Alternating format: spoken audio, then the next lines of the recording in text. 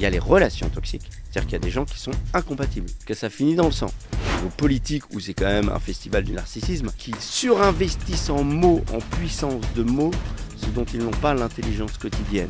Et je me dis, si je réfléchis trop, je vais jamais sauter. Et là, je trace comme un dingue, je saute. Et là, je les entends, non, non, non. Et donc, dans certains contextes, il y a certaines folies utiles. Moi, la difficulté que j'ai eue, c'est quand ça a commencé vraiment à grandir l'entreprise. On est passé 15, 20, 30, 40, 50. Tu es un aigle. Ok. Tu montes très haut, tu descends très bas. L'intensité ne veut pas dire durer. L'enjeu, c'est plus ou moins la finalité. Et que même si, pendant telle période-là, j'ai trop bossé, j'ai pas été assez présent, ça peut être une occasion de rebond. C'est vrai de l'éducation comme de la décision, qu'on ne mesure pas une bonne éducation comme on ne mesure pas une bonne décision sur un point, mais sur une trajectoire. Contrairement à ce qu'on peut croire, souvent dans les moments difficiles, tes enfants sont aussi tes soutiens.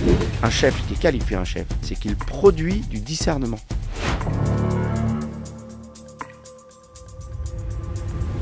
Le temps des chefs est venu. En tout cas, c'est ce que croit François Bert, mon invité pour cette future conversation. Encore un militaire sur ma chaîne. En tout cas, moi, il me fascine. J'aime apprendre de ces hommes qui ont été sur le terrain. François Bert est un Saint-Cyrien, ancien officier parachutiste à la Légion étrangère.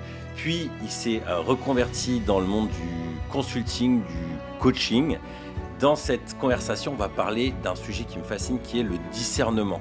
Déjà discerner qui suis-je, quel genre de chef je suis, est-ce que je suis un chef cérébral, relationnel ou décisionnel, puis comment décider, comment discerner, est-ce que c'est une décision qui doit être prise rapidement, est-ce que je dois prendre mon temps, est-ce que je dois rester sur ma vision, ou au contraire sur les attentes de mes équipes, ou au contraire je dois prendre des décisions de manière froide à partir des éléments que j'ai.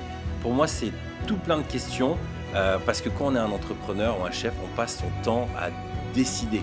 Et parfois, on est sous pression, l'équipe veut des réponses, il y a la pression des finances, mais discerner, c'est réussir à maîtriser le timing et savoir prendre les bonnes informations. François va vous passionner, c'est un homme brillant qui aime bien s'inspirer de notre histoire pour prendre des décisions aujourd'hui.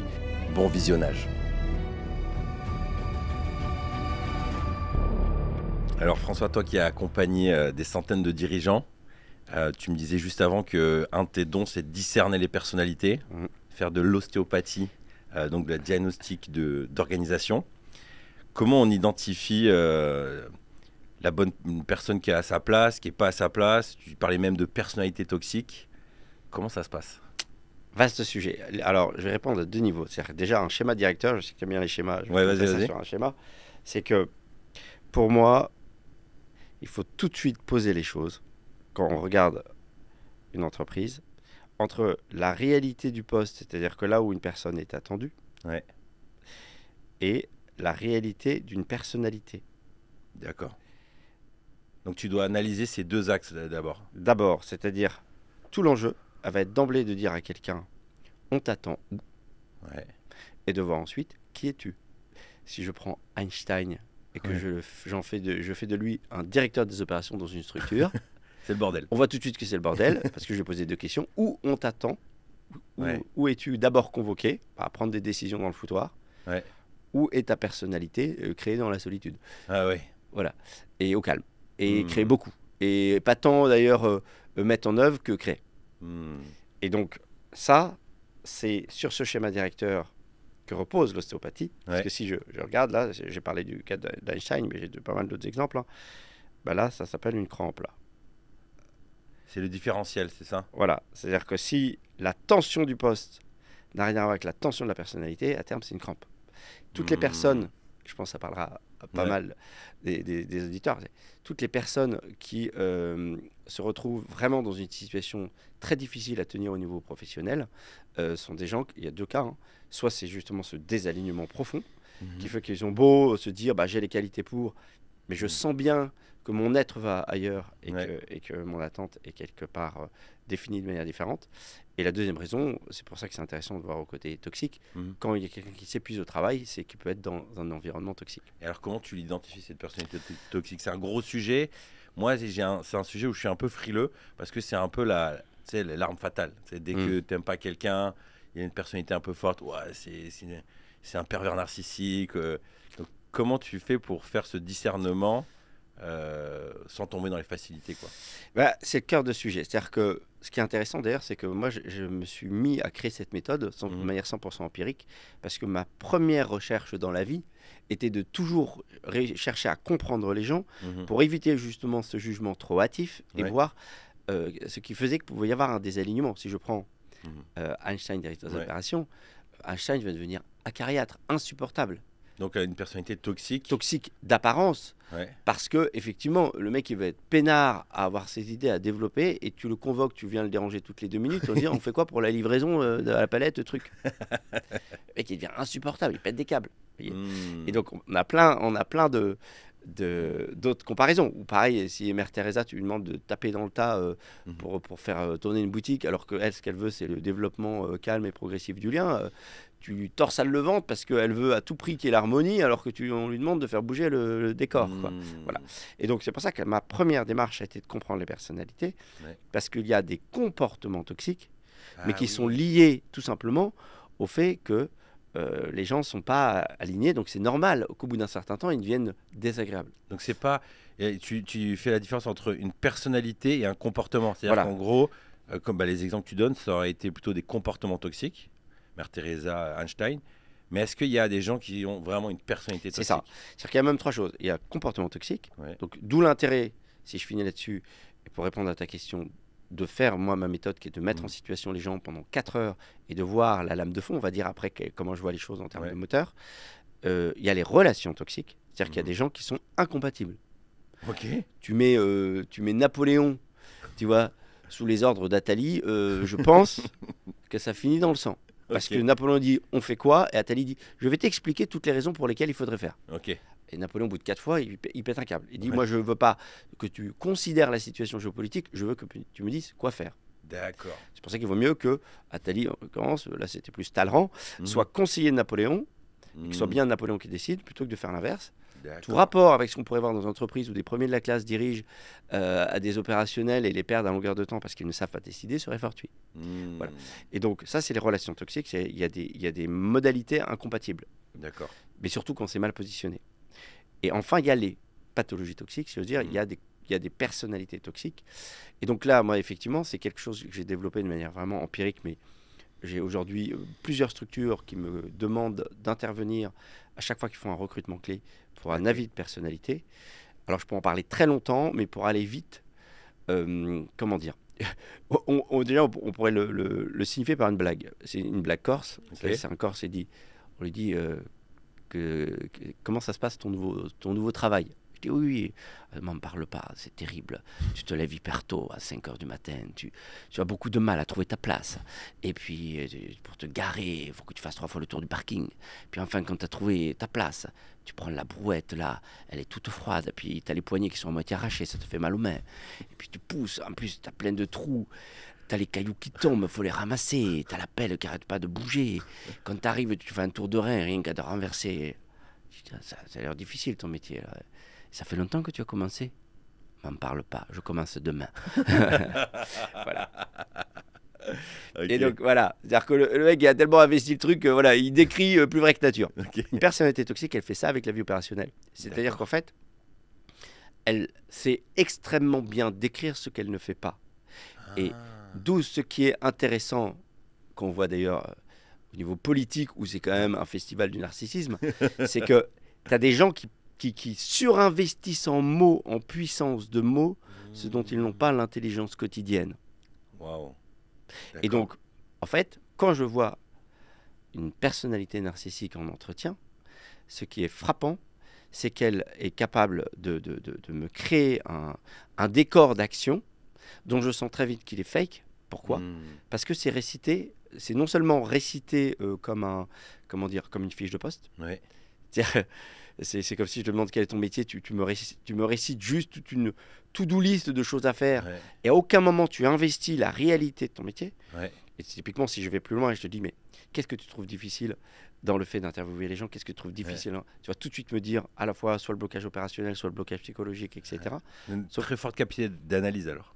En fait, eux, ils vont juste répéter des choses qu'ils font bien, beaucoup plus qu'aller droit au but sur la réalité vécue. Ils sont incapables, entre guillemets, d'aller me dire, voilà, dans ce métier, le vrai truc difficile, c'est ça. Pourquoi? Parce que ils ne font pas ou ils ne vivent pas, ils vendent.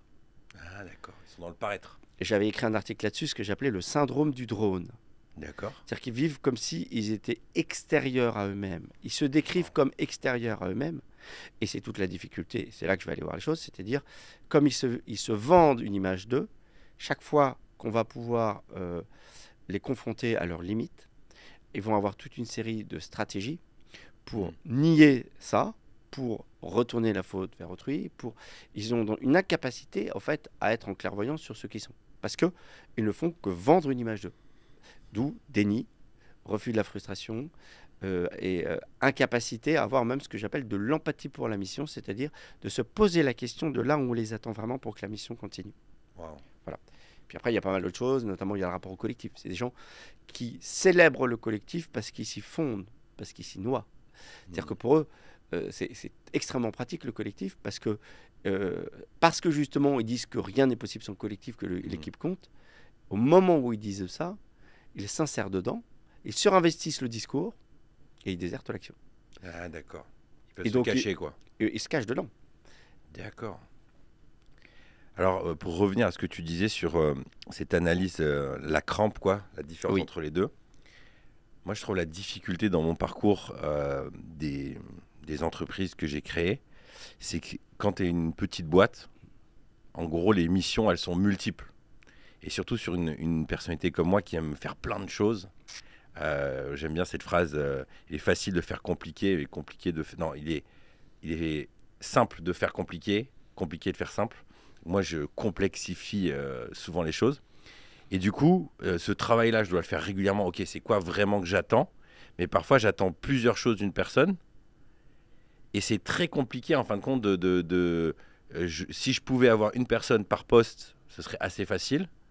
Mais quand ils ont plusieurs responsabilités, missions, j'ai beaucoup de mal. Et moi, ça a été un énorme défi de réussir à mettre les gens au bon endroit. Parce qu'en fin de compte, je me dis, en fait, elle est bonne là-dedans, mais ce serait un jour par semaine. Tu vois? Quels seraient, toi, tes conseils pour justement un patron d'une boîte de 10, 20, 30, 40 salariés où moi, j'aimais bien, j'ai un mentor qui me disait les entreprises, les organisations, c'est un peu comme le football américain.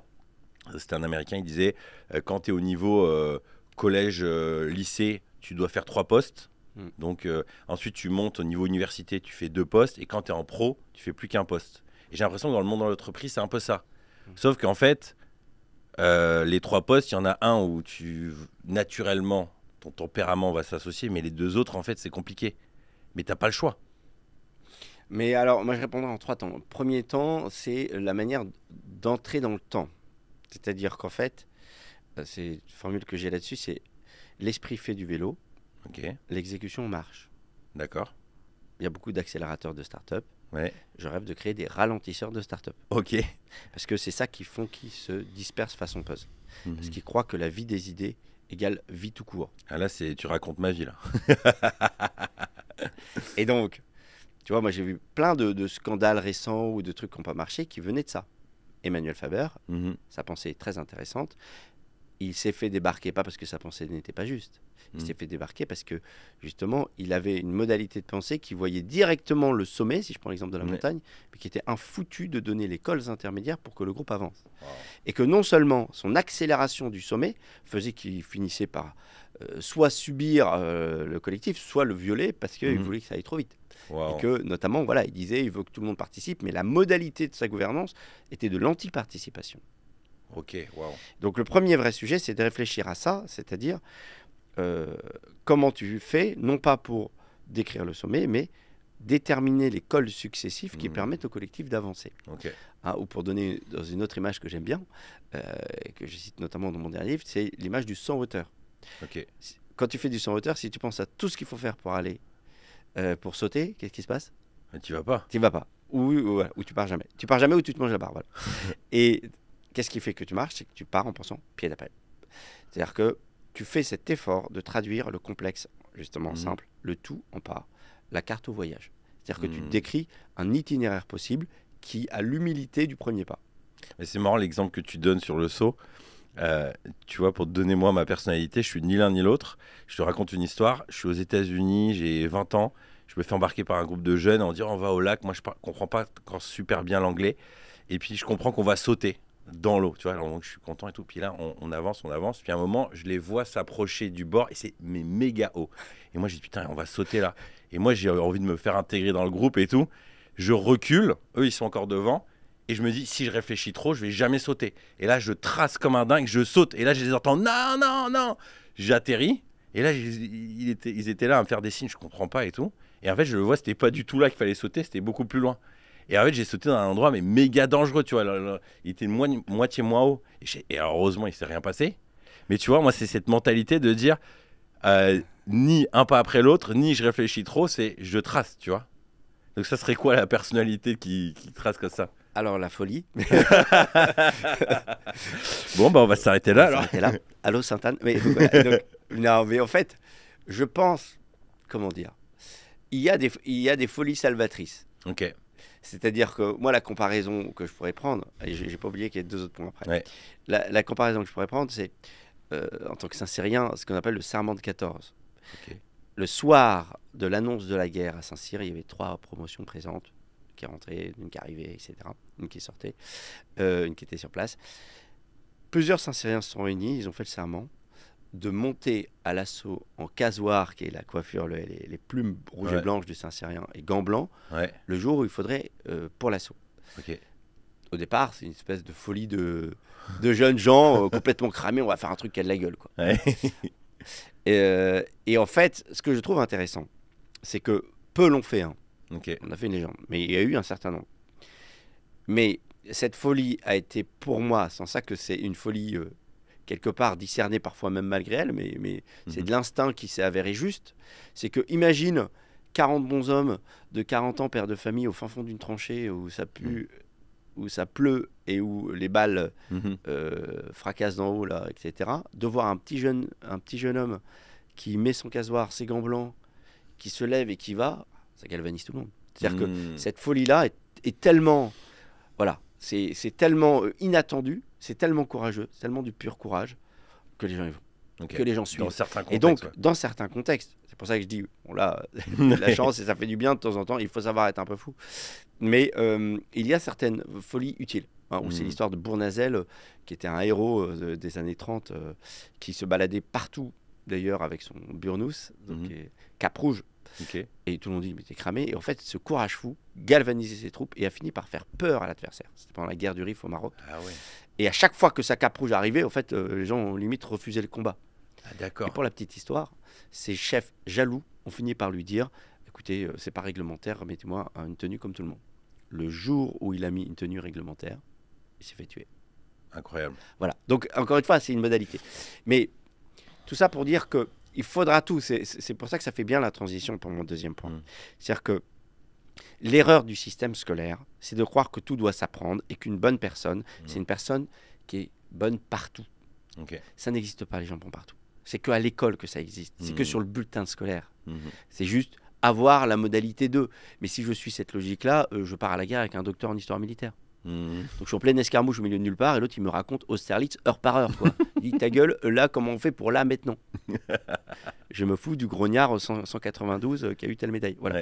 Et donc ce qui est certain, c'est que du coup la réponse à ça, c'est tout le travail après de l'ostéopathie, c'est de créer des complémentarités de personnalité et de surtout pas te dire arrête, range-toi, deviens prospère, garde ta folie, mais par contre complète-toi d'une personnalité qui tempère et qui tamponne l'action pour qu'elle rentre. Donc ma deuxième réponse par rapport à ton sujet, c'est que très vite dans une entreprise, très vite, il faut faire en sorte, c'est tout ce que je développe aussi dans mes bouquins, c'est de créer des binômes vision-exécution. Hein. C'est-à-dire des binômes qui soient capables justement de se tempérer l'un l'autre. Hein. Si tu me mets Einstein, Nathalie et Juppé ensemble, ça plane à 10 000, mais personne ne s'est décidé quoi bouffer à midi. Okay. Donc tu crées du complémentarité de pensée, tu ne crées pas de la complémentarité d'action. Donc moi, si je vois Einstein, justement, je lui trouve Indiana Jones en numéro 2, parce qu'on va rentrer dans la modalité de l'action, dans quelque chose. Il y en a un qui va pousser, qui va avoir ses idées, et l'autre va tempérer. Hein. Dit enfin différemment, puis après on ira sur le troisième point, c'est dit enfin différemment, pour moi, c'est une anecdote que je raconte souvent, qui est un dirigeant brillant qui avait une boîte qui avait fait 0-100 millions en 6 ans et qui me dit, écoute, c'est vraiment chaud de gérer les gens. T'aurais pas un bouquin pour savoir gérer les gens? Je lui dis, ça c'est bien une question de premier de la classe, quoi. Voilà, donc je lui dis, j'ai mieux, j'ai un adjoint. Ok. Et je lui donne cette image, je lui dis, tu es un aigle. Ok. Tu montes très haut et tu descends très bas. C'est super pour la pensée. Tu vois, cette mobilité mentale est incroyable. Mais je ne sais pas si tu t'es aperçu, tu as créé une boîte en fait. Donc derrière toi, tu as une formation d'oie sauvage en V Mhm. qui s'appelle ton équipe. Si tu continues à faire l'aigle devant, derrière, ça vomit. Hmm. Wow. Donc, bah oui. Donc soit tu trouves le vol stabilisateur de l'oie sauvage, c'est Mhm. je vais prendre le module, je vais faire comme tout le monde. Et tu vas perdre ton âme d'aigle. Ouais. Il est utile que tu sois aigle. Par contre, trouve-moi une oie sauvage leader qui stabilise la formation. Et qui soit capable de te dire, ouais, l'aigle, viens, je t'explique, le groupe, il est là. Qui crée les conditions de cet alignement beaucoup plus lent de l'action, avec les aléas, prenant en compte l'humain, etc. Donc, c'est pour ça que tout le deuxième sujet, pour moi, c'est de réussir à faire des vraies complémentarités d'équipe. Donc, l'ostéopathie dont on parlait tout à l'heure, mon sujet, c'est d'aller tout de suite faire un état des lieux pour mesurer les crampes, dire qui est qui y manque. Et une fois qu'on a trouvé ça, de pouvoir justement créer l'axe vision-exécution. Et donc, par rapport même à une petite équipe, pour moi, il faut toujours un binôme. Il faut un qui soit plutôt dans la vision, un qui soit plutôt dans l'exécution. Et si c'est un chef, c'est idéal. Mais on va en parler après en termes de personnalité. Et comment dire, l'idée de ce binôme, moi, ce que je conseille à des dirigeants qui ont des très petites boîtes, c'est qu'à défaut, ils aient au moins à l'extérieur quelqu'un qui leur fasse prendre ce recul. C'est pour ça que j'ai créé le conseil en discernement. C'est-à-dire, dans les entreprises, ce qui manque le plus, c'est ça. Et à défaut, si vous n'avez pas d'adjoint capable de le faire, si vous ne l'êtes pas, qu'il y ait quelqu'un chez qui vous puissiez venir régulièrement pour poser les choses et faire ce discernement. Voilà. Ah, c'est excellent. C'est vrai que moi, je pense être vraiment le profil que tu décris de l'aigle, quoi. Mais je pense que j'ai une autre compétence qui est d'être très relationnel et de savoir bien m'entourer. Oui. Moi, la difficulté que j'ai eue, c'est quand ça a commencé vraiment à grandir, l'entreprise, qu'on est passé de 15, 20, 30, 40, 50, où en fait, en gros, j'étais le chef, mais là, je me disais, putain, il faut vraiment gérer. Du coup, je suis redescendu, j'ai essayé de devenir plus un manager, de gérer plein de problèmes, au lieu de rester, en gros, un aigle, mais en même temps, je me disais, putain, mais non, là, il faut pas un aigle, tu vois, en gros. Et là, ça a été méga compliqué. Parce qu'en fait, à la fois, j'étais le chef, donc il fallait que je décide. Mais en même temps, moi, j'étais aussi vachement dans le relationnel. Donc, j'étais plutôt dans les individualités. Dire, attends, lui, le pauvre, il a ça, au lieu de penser collectif. Et ça, c'est dans les différentes vidéos que j'ai vues de tes conférences. Tu parles de 3 types de chefs. Plutôt le mental, le relationnel et le décideur. Cérébral, relationnel Ouais. et décisionnel. Ouais. Et en gros, il y a pas une forme de fatalité là-dedans. C'est-à-dire, OK, reste qui tu es. Mais moi, là où j'ai une difficulté, c'est que la question que je me pose souvent et que je me suis souvent posée, c'est OK, fort de mon profil, est-ce qu'il faut que je quitte la casquette du chef et que j'ai un autre poste dans lequel je m'épanouirai mieux et je servirai mieux l'entreprise? Pour prendre l'exemple de l'entreprise, tu parles du gars qui a fait une méga boîte. Est-ce que là, tu as envie de lui dire, mets un directeur général, puis toi, fais de la recherche et développement ou quoi? Ou non, garde la casquette? Alors, là-dessus, pareil, il y a deux réflexions. C'est, un, savoir vraiment qui je suis. Il y a 2 choses à regarder dans la personnalité, ça va permettre d'affiner. Et la deuxième chose, c'est le discernement, justement. C'est-à-dire que là, je ne peux pas répondre à ta place. C'est que dans l'histoire, tu t'aperçois que tu as des postes qui te sont proposés, entre guillemets, ou des lieux qui te sont proposés, sur lesquels tu as une fécondité qui est convoquée. Et ça s'écoute à l'intérieur. On peut le dire tout de suite aussi pour éclairer le discernement. C'est comme dans le choix d'un futur conjoint, si je te dis cette personne elle est parfaite pour toi, tu vas me dire t'es gentil mon gars, elle est peut-être parfaite en soi, mais pas pour moi. Parce que là j'aurais raisonné avec toi. J'aurais te dit la règle c'est ça. D'accord. Discerner, c'est objectiver la subjectivité. C'est trouver des critères intérieurs, objectifs, mais qui resteront bien dans ta subjectivité parce que dans ton contexte. Et ce qui fait que tu choisiras ton futur conjoint, beaucoup de choses qui nous échappent.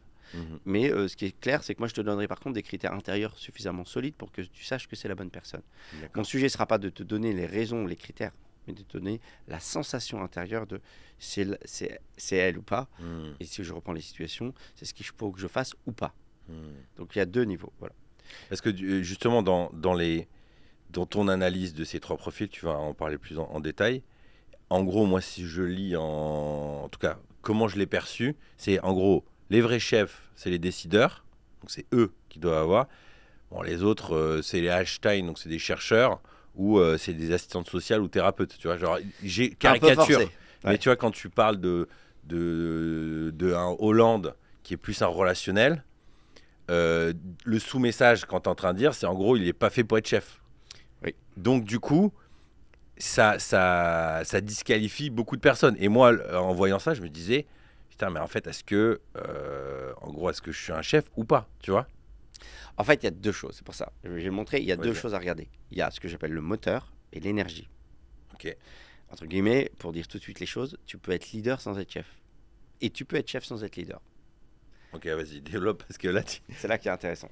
Le moteur, donc, voilà. Le moteur, c'est qu'on a tous 3 pôles de qualité. Un joli sourire. C comme cérébral, R comme relationnel, D comme décisionnel. Ok. On a tous des qualités dans les 3. Mais on a tous un dominant. C'est-à-dire que, on en parlait tout à l'heure, la limite du système scolaire, c'est de croire que être bon, c'est être bon partout. Encore une fois, ça n'existe pas. Ouais. Je dis n'importe quoi. Si je demande au professeur Tournesol de me décrire l'intelligence émotionnelle, il peut me faire un doctorat sur le sujet. Okay. Par contre, si je lui dis, écoute, ça tombe bien, là, j'ai mon voisin qui va pas bien, tu peux lui parler, je suis pas sûr que je rende service à mon voisin. Bon exemple. Voilà. Donc le système scolaire te fait croire, il a le module, donc il sait faire. Et donc, mon idée, c'est de déterminer le moteur. Et là-dessus, j'ai une image et un exemple. J'ai une formule, pardon, et un exemple. La formule, elle est biblique. Hein, on est tous prêtres, prophètes et rois. Mais il y a bien des prêtres, des prophètes et des rois. Pour emploi. D'accord. Et l'erreur qu'on fait, c'est qu'on dit, ah ben j'ai le module prêtre, donc je vais savoir faire, etc. Non, on a tous des qualités dans les 3. Mais c'est l'exemple qu'on peut citer aussi. C'est Hitler-Staline. C'est quoi le point commun entre Hitler, Staline, Steve Jobs et Elon Musk? C'est des visionnaires, non? C'est des 4, alors visionnaires plus ou moins, mais en tout cas, c'est 4 cérébraux. Donc, ce sont des gens qui avaient des sous-jacents idéologiques, heureusement, pas tous aussi mortifères. Mais Hitler-Staline plaque une idéologie pour gouverner, c'est plaquer cette idéologie faisant des millions de morts. Mais Steve Jobs et Elon Musk, heureusement, ne font pas des millions de morts, mais fracassent beaucoup d'humains parce que pour eux, gouverner, c'est juste une idée, il faut que ça se fasse tout de suite. Et donc, même au risque de broyer l'humain un peu. Ouais, ils plient la réalité, voilà, pour qu'elle advienne, quoi. Donc, si tu veux, autant Hitler-Staline, on va mettre le moral en plus, c'est-à-dire quelque chose de complètement pourri qui a fait... Voilà, donc on peut y ajouter le jugement moral d'une idéologie qui a saccagé du monde. Mais typiquement, tu regardes Steve Jobs et Elon Musk, on est dans le cas où il y a un comportement toxique du fait du positionnement. Mais après ça, attends, je réagis juste à ça parce que moi, quand je pense cérébral, je pense plutôt à Einstein, c'est-à-dire qu'il va penser mais pas passer à l'action, c'est-à-dire qu'il va être dans son monde et tout ça, alors que là ce que tu me décris, c'est des gens qui à la fois ont pensé mais une force de, alors bon ou pas bon, mais une force de comment dire, de transformer les idées en réalité incroyable. C'est-à-dire, tu prends Elon Musk, il a des visions de fou, mais c'est surtout, il est reconnu sur sa capacité d'exécution. Oui, mais c'est là où c'est intéressant pour moi, et après, ce qui est intéressant, c'est que dans les 2 cas, il y a eu une amélioration continue qui a fait que finalement, ça a pu marcher. Ouais. Mais tu prends les 2, au début, ils fracassent des gens. Pourquoi? Parce que justement, ce sont des aigles en pensant que les oiseaux sauvages vont suivre derrière.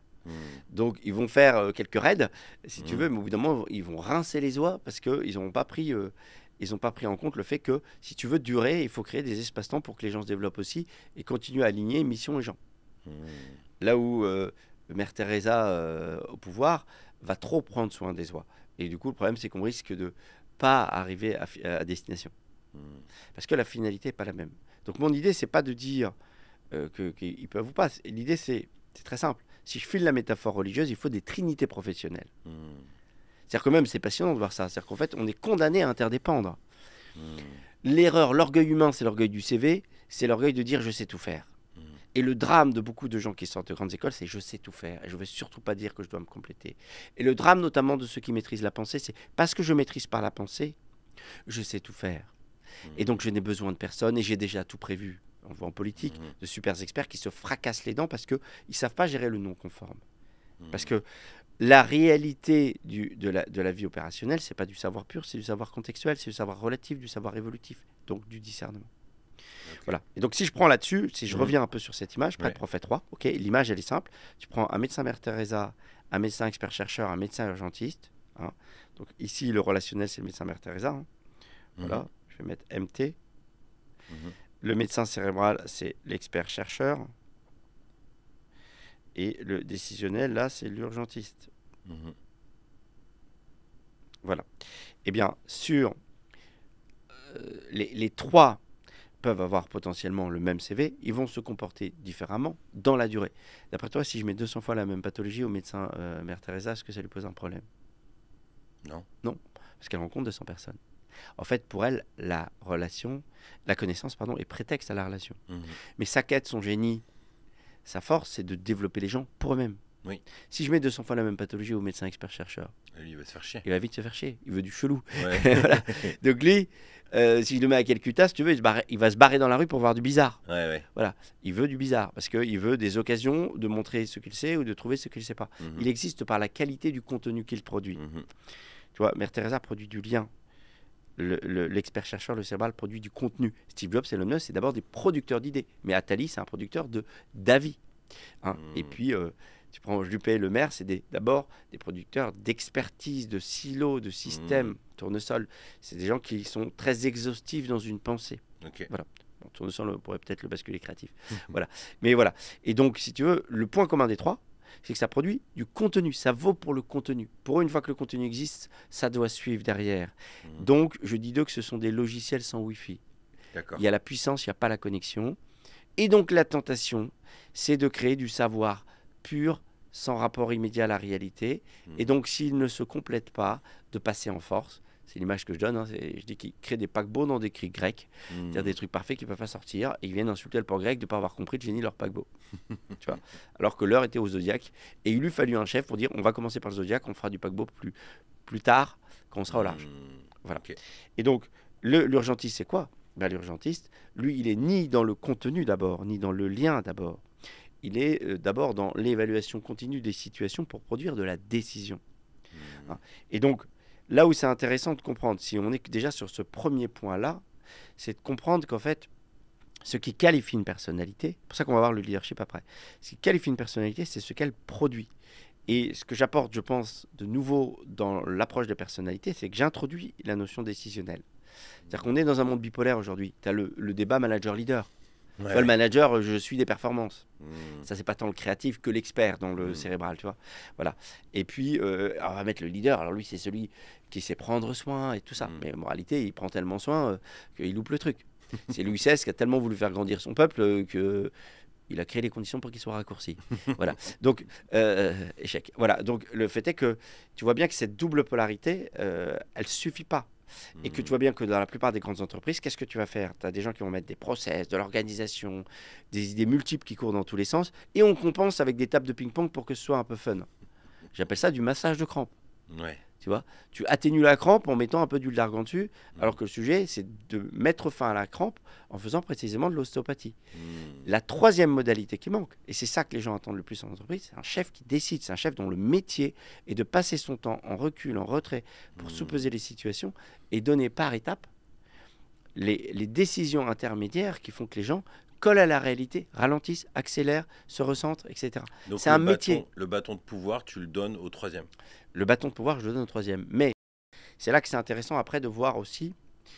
C'est pour ça qu'en fait, il y a deux niveaux de décision. C'est pour ça que je ne le donne pas complètement. La deuxième approche, c'est qu'il y a trois énergies. Il y a l'énergie d'impulsion, l'énergie automotrice. Il y a l'énergie de réaction, l'énergie des gens qui ont plus besoin d'un cadre pour se déployer derrière. Et puis, il y a l'énergie de captation. C'est pour moi précisément plutôt l'énergie toxique de gens qui se nourrissent de l'énergie des autres, qui se fondent dans le collectif. Il y a des gens, tu vois, ceux qui célèbrent des choses, des groupes pour s'y mixer dedans et ne jamais rien produire, c'est de la captation. D'accord. Voilà. Si je reviens sur les deux premiers, énergie d'impulsion, énergie de réaction, c'est là que le leadership intervient. C'est-à-dire que si tu prends, désolé, je prends toujours des exemples politiques, mais au moins tout le monde voit. Si je prends De Gaulle, Sarkozy, Napoléon, où on pourrait prendre aussi chez les femmes Marie Curie, Simone Veil et puis Thatcher, c'est 6 énergies d'impulsion. Tous les 6 sont en impulsion. Ils ont une énorme motricité.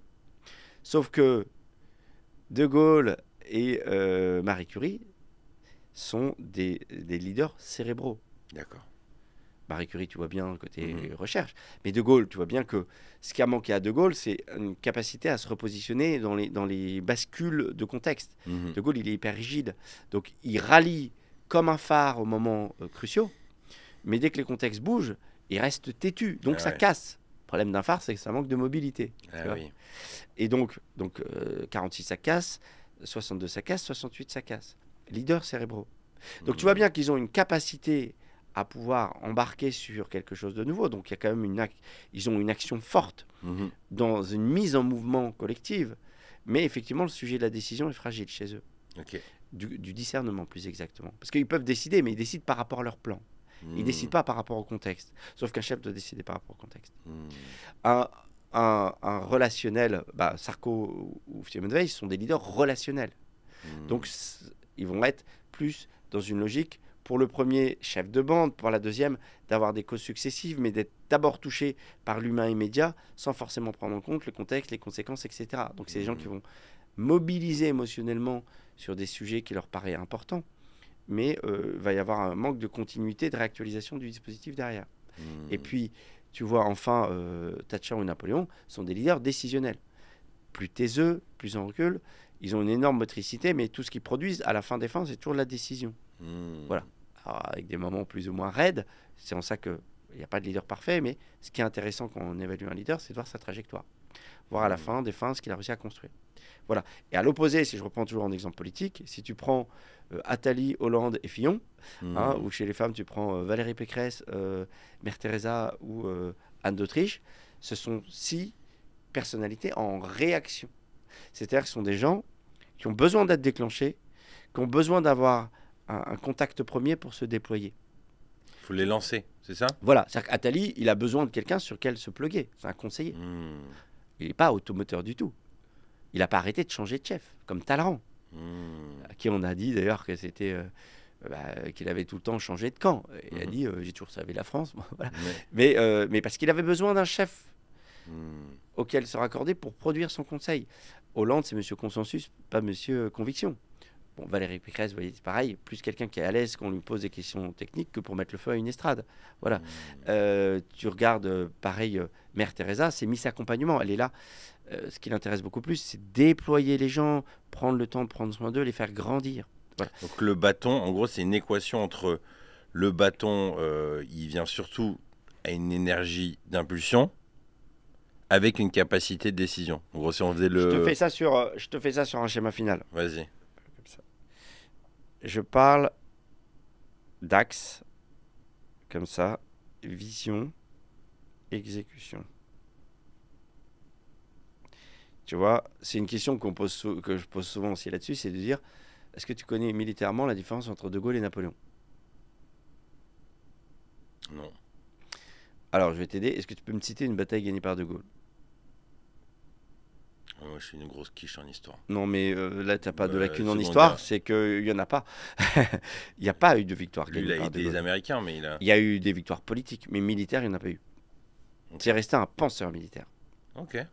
La différence, au-delà du fait que Napoléon a une dimension plus tactique, etc., la différence, c'est que, militairement parlant, Napoléon a toujours eu l'obsession de s'entourer de personnalités complémentaires à la sienne.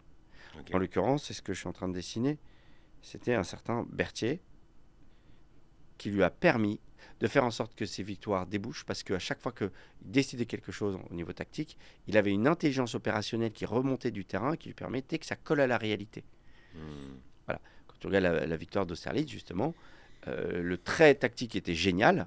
Je ne vais pas le décrire ici, mais ce qui a permis concrètement que ça marche, c'est que Berthier avait réussi à ramener des troupes qui étaient à 100 km de là, qui ont fait la marche la plus l'offensive la plus rapide de l'histoire, l'armée du maréchal Davout, qui a fait 100 km en 24 heures en plein hiver avec l'équipement de l'époque, et qui fait que là où l'ennemi pensait tomber sur un creux, en fait, c'était un peu, tu sais, comme quand Tintin chasse l'antilope, il n'arrête pas de tirer, il dit j'arrive pas à la voir, puis il arrive, il y a un tas d'antilopes.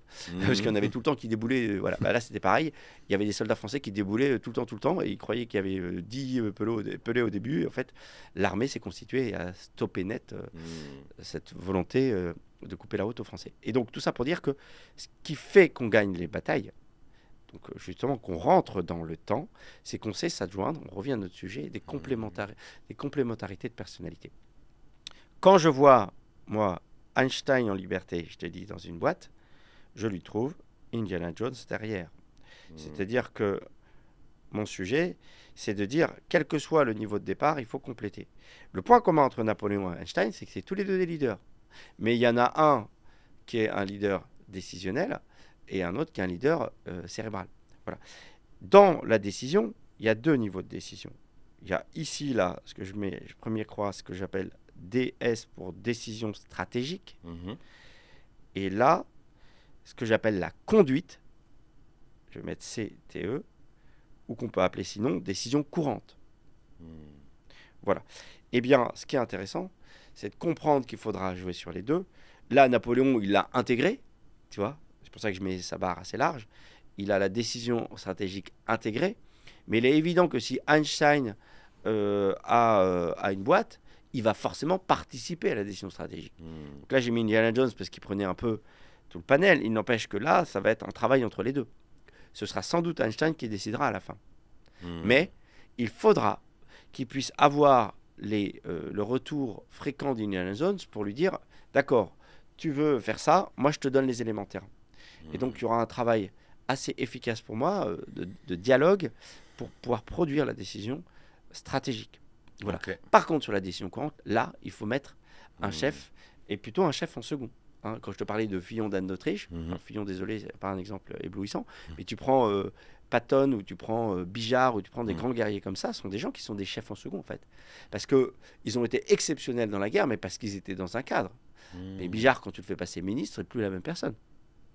Dans l'histoire, pour ceux qui ont la référence, MacMahon, le fameux général de Sébastopol, j'y suis, j'y reste, mais qui, quand il est au pouvoir, il y a zéro vision. Donc lui, il est en réaction alors, c'est ça qu'il est en réaction.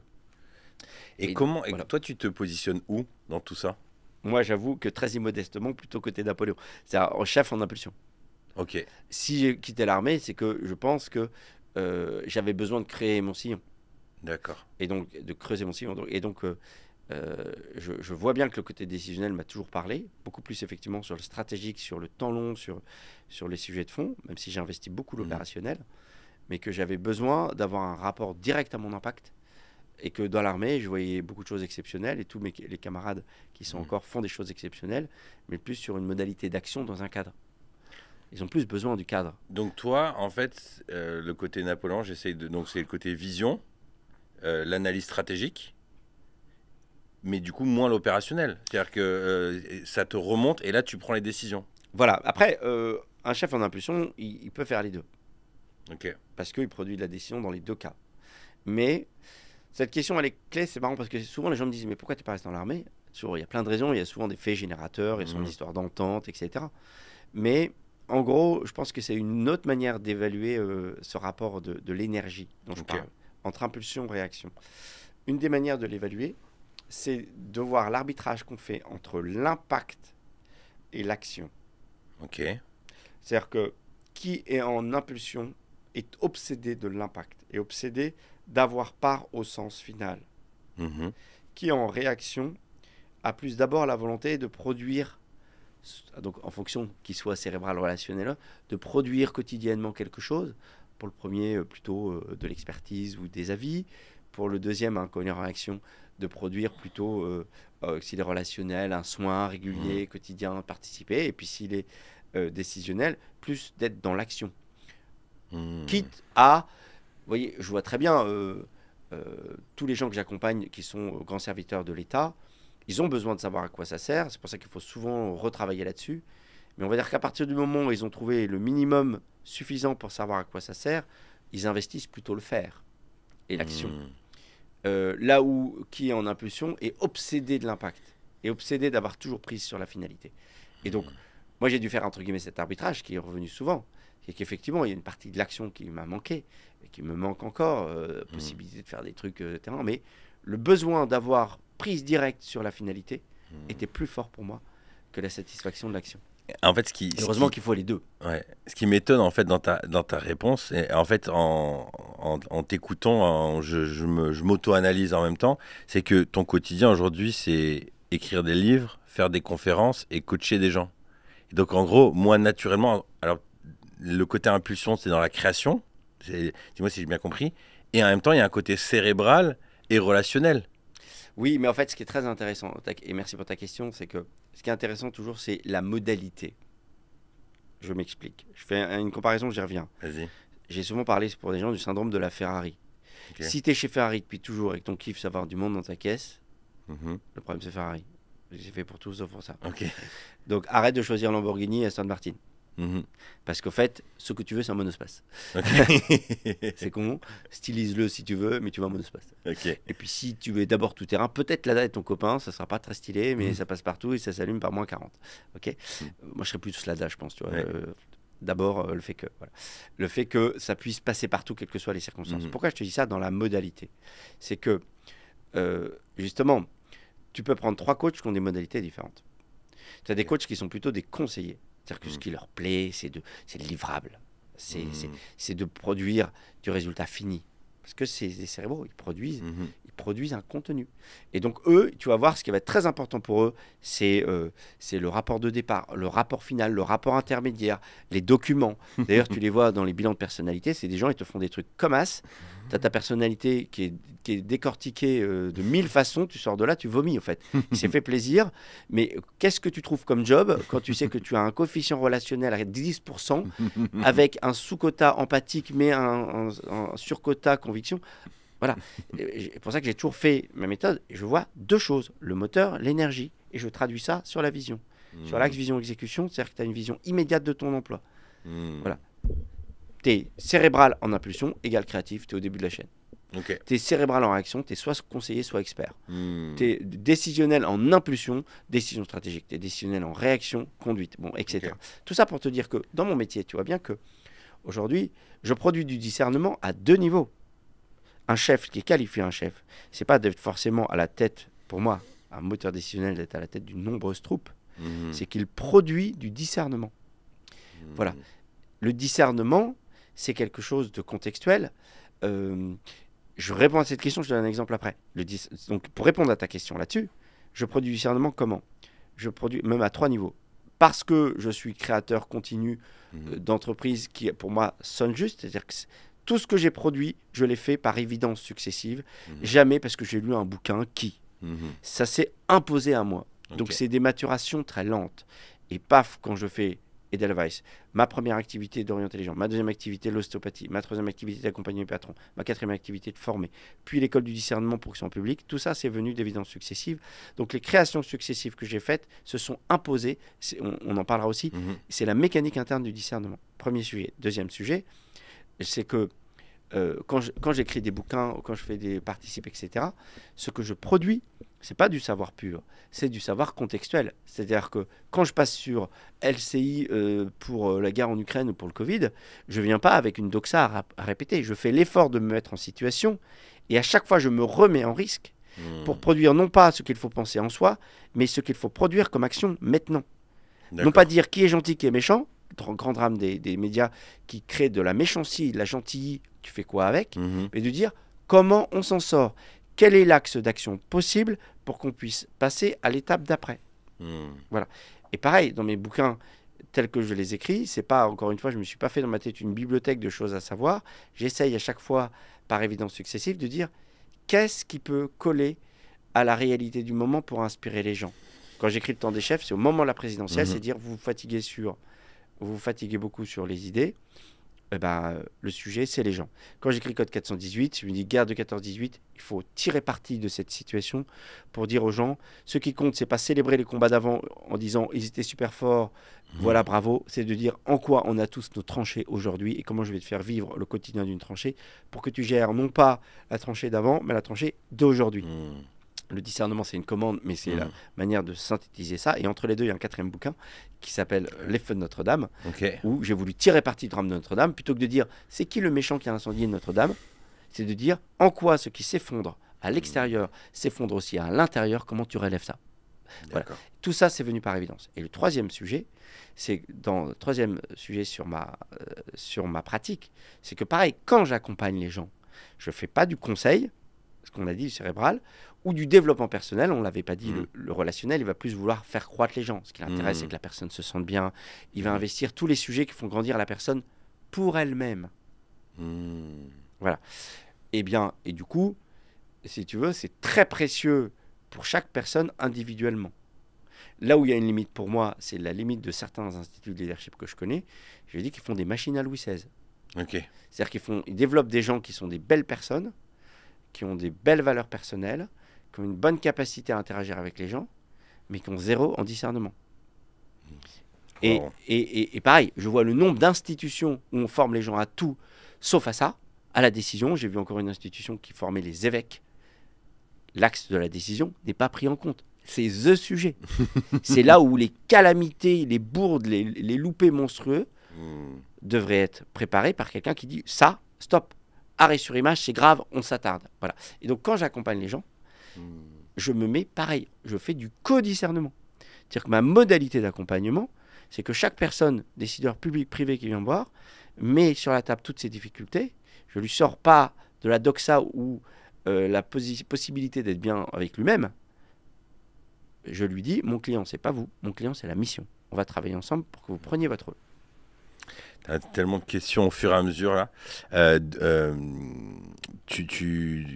livre que tu as écrit, Le temps des chefs est venu, on est en plein dedans aujourd'hui. Sans rentrer dans des sujets politiques, mais aujourd'hui, j'imagine que les Français, on est en plein période d'élection surprise, avec la dissolution. Les Français sont en train de se dire, ils ont leurs avis, mais il y a cette question de qui sera capable de diriger. Par exemple, moi je vois un Bardella, 28 ans, je trouve ça méga jeune. Peut-être qu'il a le talent, j'en sais rien. Ce serait quoi les clés que tu voudrais donner aux gens qui regarderont cette vidéo pour faire un choix? Il y a un choix idéologique, mais en même temps, si la personne c'est une grosse merde derrière à la tête de l'État, on l'a vu dans le passé.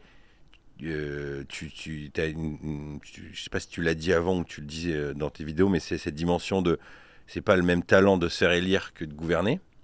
Ce serait quoi tes clés de lecture pour aider les gens à faire un choix, eux, en conscience, de dire cette personne-là sera capable, et peut-être pas de mes idées, mais elle sera capable de prendre les bonnes décisions? Oui, moi je pense que sur une élection, il y a 3 choses à faire. Il y a 3 choses à regarder. Et la troisième, moi ce que j'appelle le m'aveu, doit devenir la plus importante. Là c'est un peu court préavis, mais ouais. Dans l'ordre, il y a regarder les programmes, etc. Chacun va voir ce qui est porté. Et dans regarder les programmes, ce n'est pas les choses qui ont l'air jolies comme ça. Et voilà, c'est les choses qui sont à la fois pertinentes et réalistes. Voilà. Donc, premier sujet, c'est de voir. J'avoue que moi, j'ai reçu l'alias là pour les européennes. Je me dis, mais c'est un monument de bullshitude, le truc. Quoi. Et je reviens à ce que je disais tout à l'heure de mon histoire corse. Plus il y a beaucoup de mots d'action au lieu de mesures concrètes. C'est-à-dire qu'il y a des gens qui vont dire, nous voulons des solutions concrètes pour. Putain, mais donne-la plutôt que de dire que tu veux des solutions concrètes. C'est que des mots, quoi. Ouais. C'est la phrase de Mallarmé, aboli bibelot d'inanité sonore. Ça sonne juste, mais ça ne veut rien dire. Voilà. Donc, ce qui est certain, c'est que, donc, premier sujet, c'est de voir la réalité opérationnelle des programmes. De voir qu'à la fois, c'est des sujets pertinents, prioritaires, hein, parce que, pareil, quand tu vois les listes, il y a des gens qui sont sur des trucs, mais c'est marginal, quoi. C'est un peu comme tu regardais à l'Assemblée nationale, on était encore en train de voter pour la discrimination capillaire, alors que je pense qu'on n'a toujours pas réglé le problème de l'autorité à l'école. Donc peut-être concentre-toi sur les vrais sujets, prends du temps dessus, quoi, parce que voilà. Donc ça, c'est le premier sujet. Le deuxième sujet, c'est l'appareil, entre guillemets, c'est de voir comment est fabriqué un parti, comment il est structuré, et est-ce qu'il a la possibilité en termes de construction, de pouvoir les épaules suffisamment solides pour exercer le pouvoir, effectivement, à terme, là-dessus. Et le troisième sujet, qui est pour moi le plus important, et qui est l'absolu négligé de la démarche actuelle, c'est la personnalité des gens, effectivement. Et là, ça peut être une affaire d'âge, mais c'est surtout une affaire de personnalité. Et c'est là, pour moi, l'énorme difficulté, c'est que on devrait aujourd'hui pouvoir constituer des listes, non pas sur ce que pensent les gens, mais sur la somme des talents. Et effectivement, et à leur tête des vrais chefs. Là où on a une difficulté, c'est que il y a 2 points. On sélectionne les gens que sur leurs idées. Alors pour te donner à quel point c'est logique de faire ça aujourd'hui, c'est comme si je prends ma section d'infanterie et je dis, toi, tu penses quoi? Ah merde, attends, c'est con, t'es un bon tireur, mais ça va pas le faire. Hein. Ah, toi, par contre, tu penses bien. Oh, tu tires comme une quiche, mais c'est pas grave, tu penses bien. On fait ça aujourd'hui, complètement débile. C'est-à-dire qu'on devrait faire des aristocraties du talent, pas du discours.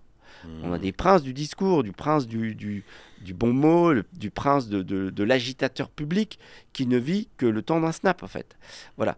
Donc ça, c'est le premier sujet vis-à-vis un peu de l'armée des élus, c'est que le vrai lieu de critère devrait être celui-là. Et je pense qu'en politique, où des gens peuvent justement exister en vendant du vent, ça devrait être un lieu tout particulièrement sourcilleux. Donc, comment tu fais pour discerner ça? C'est hyper... moi, j'appellerais... comment dire? J'appellerais, moi, les partis... Après, on va aller sur le truc. J'appellerais les partis, quand même. Déjà, c'est tout le drame des partis. C'est que les partis veulent exister pour eux-mêmes. Donc, on va vendre un truc qui différencie des autres, beaucoup plus qu'une recherche de bien commun. Voilà. Donc, j'appellerais... Moi, j'aurais 3 choses. J'appellerais les partis, déjà... alors, il y a des moments où il n'y a pas le temps, hein, mais sur le travail de long terme, à quand même... Mais typiquement, faire des entretiens de personnalité, des gens qui recrutent, pour voir les qualités qu'ils attendent, de faire des coalitions de talents, beaucoup plus que des coalitions d'idées. Ouais, mais nous, électeurs, comment on peut... tu vois, par exemple, moi, alors j'ai pas analysé toutes les CV des gens qui se candidatent, mais par exemple, moi, j'avais bien apprécié le fait qu'on soit d'accord ou pas avec ses idées, mais Marion Maréchal quitte le monde de la politique pour monter une entreprise en disant, je veux revenir dans la vraie vie, je veux apprendre à diriger. Et ça, tu vois, j'avais trouvé ça. Bon, moi, je suis entrepreneur, donc ça me parle. Me dire, ok, voilà, elle va comprendre certaines de mes réalités. Et donc, moi, c'était un de dans mes critères, de dire, c'est quoi leur histoire? Est-ce qu'ils ont déjà été un peu dans la vie civile? Est-ce qu'ils ont géré des équipes? Qu'est-ce qu'ils ont produit, en fin de compte? Ce que j'aime beaucoup, c'est la question que tu dis, qu'est-ce qu'ils ont produit? C'est-à-dire que pour les lecteurs, effectivement, et par rapport au chef futur, c'est... de voir un peu 2 choses. C'est-à-dire que, il y a 2 choses à regarder, je pense. Il y a effectivement ce que tu dis, la trajectoire. Et c'est vrai que j'ai tendance à me méfier des gens qui n'ont vécu qu'en politique. Je dis d'ailleurs que c'est des idéoctones. Okay. Ils habitent en territoire d'idées, pas dans la réalité. Voilà. Mais bon, après, il peut y avoir des exceptions, mais c'est vrai que c'est quand même un critère. Je vais même en rajouter un 3e critère. Le 2e, c'est la manière dont ils s'entourent, justement. C'est-à-dire que tu peux être un pur produit d'idées, mais si tu as des complémentarités de gens qui te complètent, c'est un bon critère. Je rêverais d'ailleurs pour la présidentielle de créer des vrais binômes vision-exécution, justement. 3e sujet, c'est, moi je fais beaucoup ça. J'analyse le discours. J'allais dire que je pense que n'importe quel électeur peut le sentir presque instinctivement. Tu vois, je me rappelle, il y a une émission de radio quotidienne que j'écoutais où il y avait un tour de table politique. Il y a des trucs où c'était physique. Je coupais. Je pouvais plus entendre tellement ça puait justement la bullshitude. C'est-à-dire que tu sentais que c'était que des mots purs. Et donc, ce qui est intéressant, c'est de pouvoir sentir qui dit des choses qui soit font bien, soit te touchent émotionnellement, mais tu vois bien que ça va rien donner derrière, et qui a cette capacité. Moi, j'aime bien parler du fait qu'un chef soit un culbuto. Okay. C'est-à-dire que la différence entre De Gaulle et Churchill, elle est là. De Gaulle, c'est un homme d'idées, qui ont eu des possibilités de rallier des gens à des moments clés, 40 et dans les années 60, mais comme on disait tout à l'heure, dans les moments critiques, il est resté figé, du coup ça a cassé. Churchill est un culbuto. Churchill est un chef. Churchill est un chef en impulsion. C'est un leader et un chef à la fois. Pourquoi? Parce que tu vois qu'il fait aussi des grosses conneries, hein.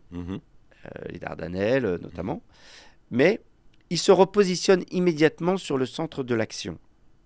Ce qui veut dire que, ok, là j'ai merdé, mais en l'occurrence, dès 1917, Churchill il va sur le front français comme simple major, se battre au milieu des troupes. Il se repositionne sur le lieu de l'action.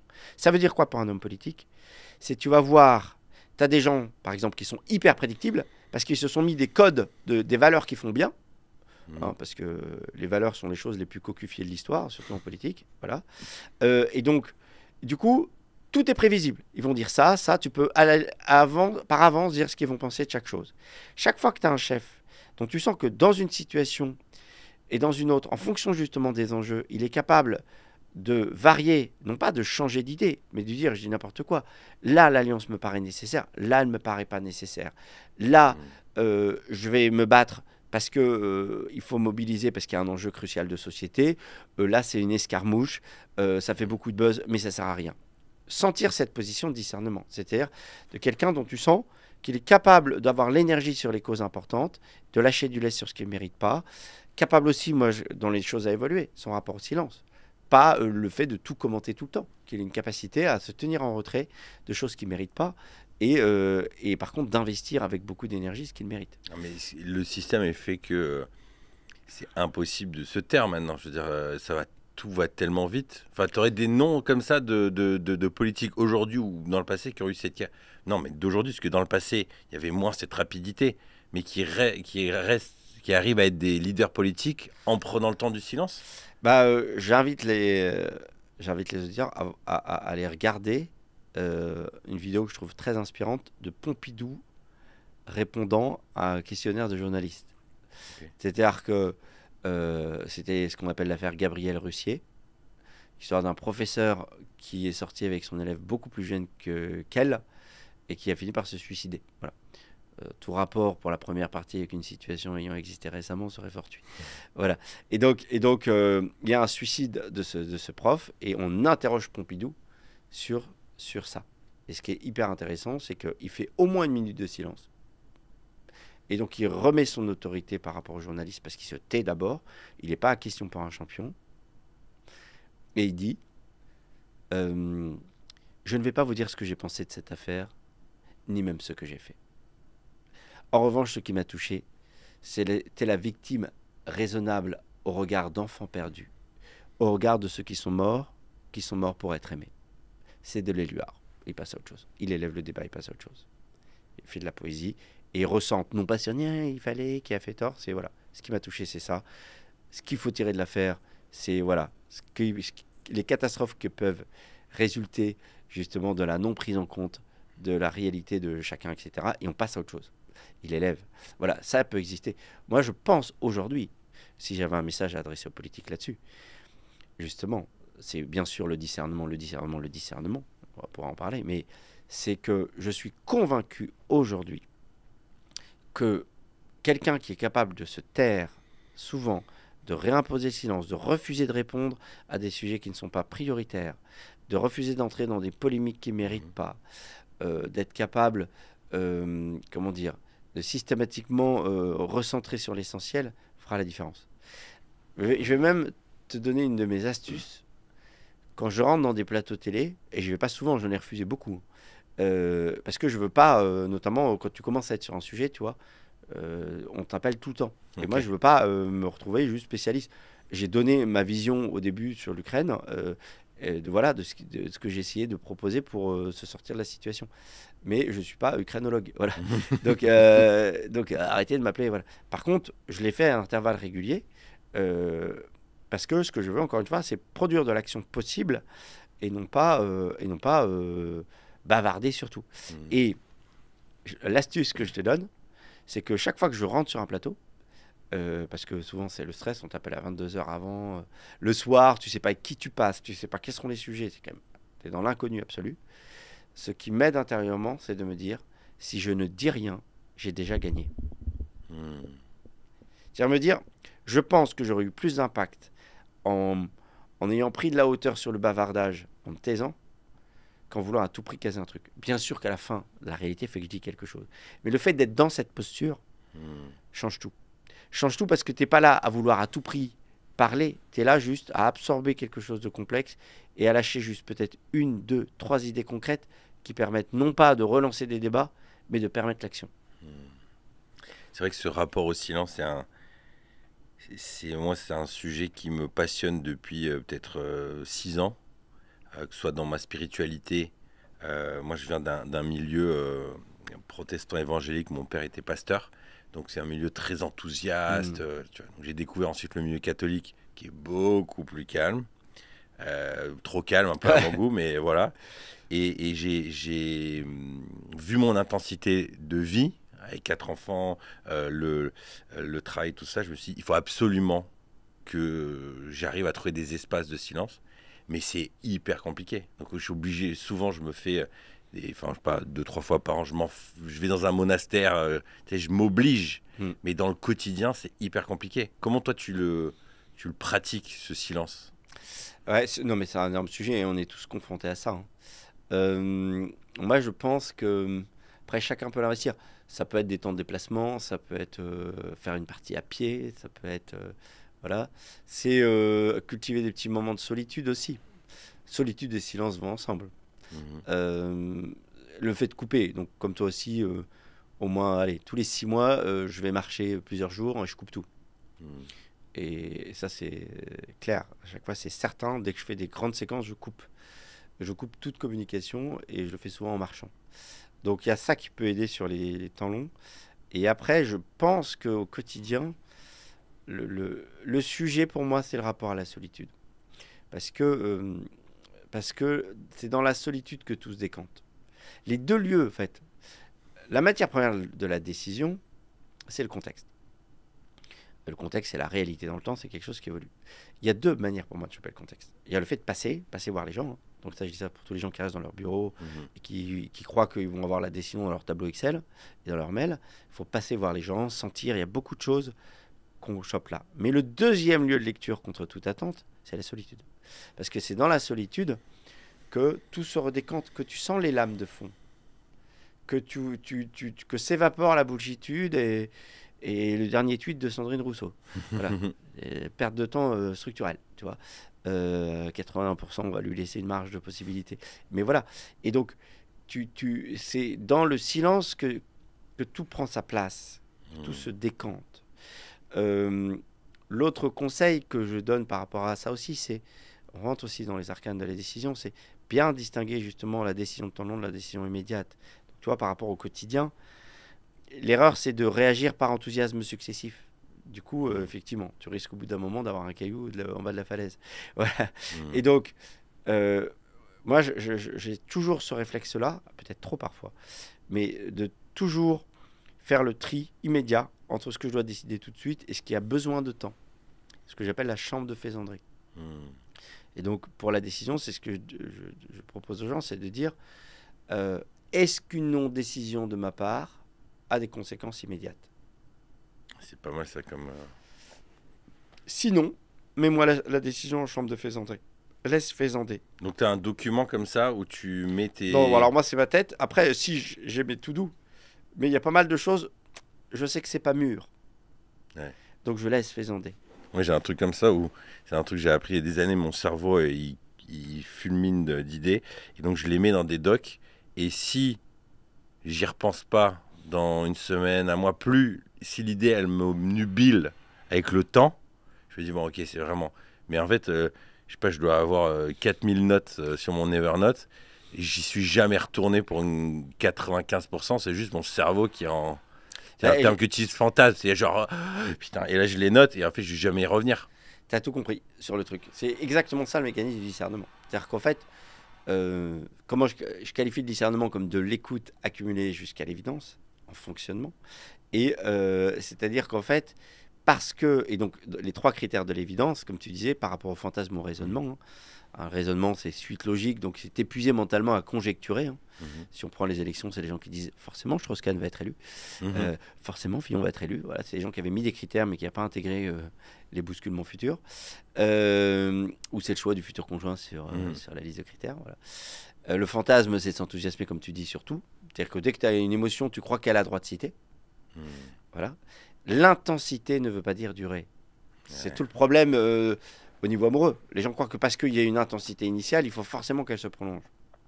Or, le bon critère, la différence entre le fantasme et l'évidence, c'est justement, si ce n'est bien sûr la paix, parce que c'est dans la paix que tout se décante, d'où la solitude et le silence, mais c'est la répétition, et ce que j'appelle répétition, installation. C'est-à-dire que tu vois qu'une chose est bonne parce que tu la repousses, et qu'elle revient d'elle-même. Elle ne revient pas parce que tu l'alimentes par ton cerveau. Quand ça revient, c'est que c'est la réalité. Tu vois, le projet dont tu parles, c'est pour ça que j'adore l'exemple que tu donnes. On a tous des moments où on nous parle de projets extrêmement extrêmement stimulants, géniaux en soi. C'est pour ça que c'est là qu'on revient à la question que tu disais tout à l'heure en disant est-ce qu'il faut que je reste à cette place ou pas. C'est toi qui sais. Il y a des choses qui sont géniales en soi Mais, t'as beau faire, intérieurement, ça se dissipe aussitôt. Tandis que quand le projet est pertinent, juste et correspond à ta réalité, t'as beau faire, ça revient 2, 3, 4 fois. Et tu vois, ce qui est intéressant, c'est que même par rapport à l'actualité, c'est pareil. Moi, je considère que ce qui est grave me reviendra aux oreilles. Je lis peu les journaux, je passe pas des millions d'années, je supporte plus les chaînes d'infos en continu, c'est physique. Par contre, je sais, parce que étant un peu connecté quand même, je sais que ce qui est important finira par décanter, ça reviendra, ça s'installera. Et c'est là que je vais lui trouver cette gravité. Pour moi, c'est une autre image qu'on pourrait donner. Quand la vie fait des marées, nous regardons des vagues. Le système actuel est un système d'échymologue qui te fait réagir sur la vague. Il faut se mettre sur l'espace-temps de la marée, sur la lame de fond. Et ça, c'est à l'intérieur, comme tu dis, en laissant décanter, que tu vas choper ce qui est de l'ordre de la marée, sur lequel il faut te mettre, de ce qui est de l'ordre de la vague, qu'il faut laisser passer. Tu vois, dans la période où je suis en décembre, donc j'ai transmis l'entreprise, et j'ai l'entreprise avec ma femme, qui me permet de vivre, où il y a vraiment du potentiel à développer. Mais j'ai tout un espace aussi de discernement en ce moment de c'est quoi ma prochaine aventure. Et l'idée de ce podcast, c'est pour ça que je l'appelais Papa, Patron, Pèlerin, c'est continuer mon pèlerinage de c'est quoi un papa, c'est quoi un patron, et donc me laisser du temps aussi au fil des rencontres, de grandir, de discerner. Mais c'est une saison où il y a plein d'opportunités qui s'ouvrent à moi.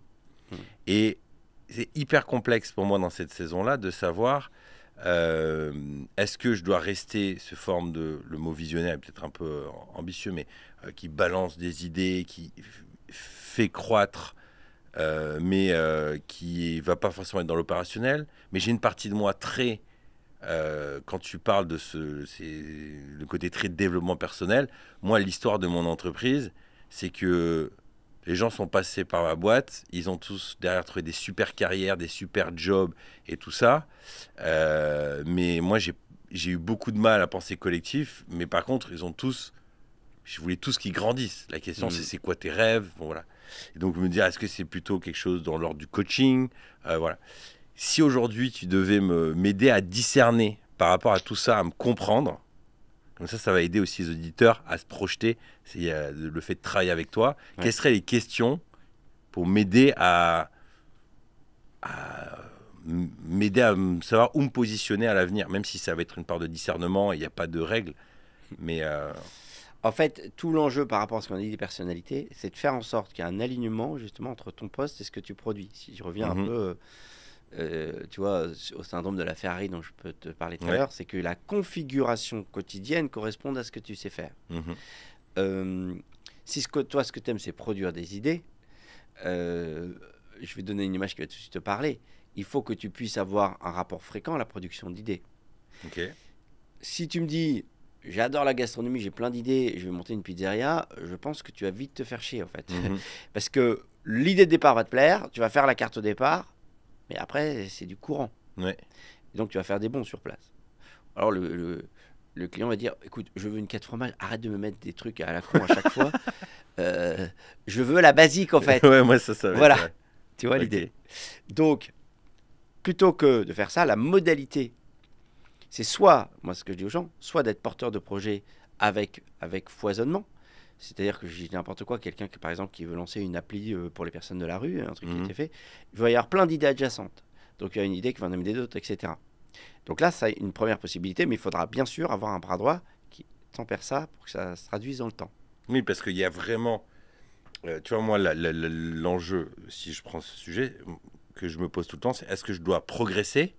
Parce qu'en fait, ce foisonnement, en fait, il n'est pas sain, tu vois, donc je me remets en question.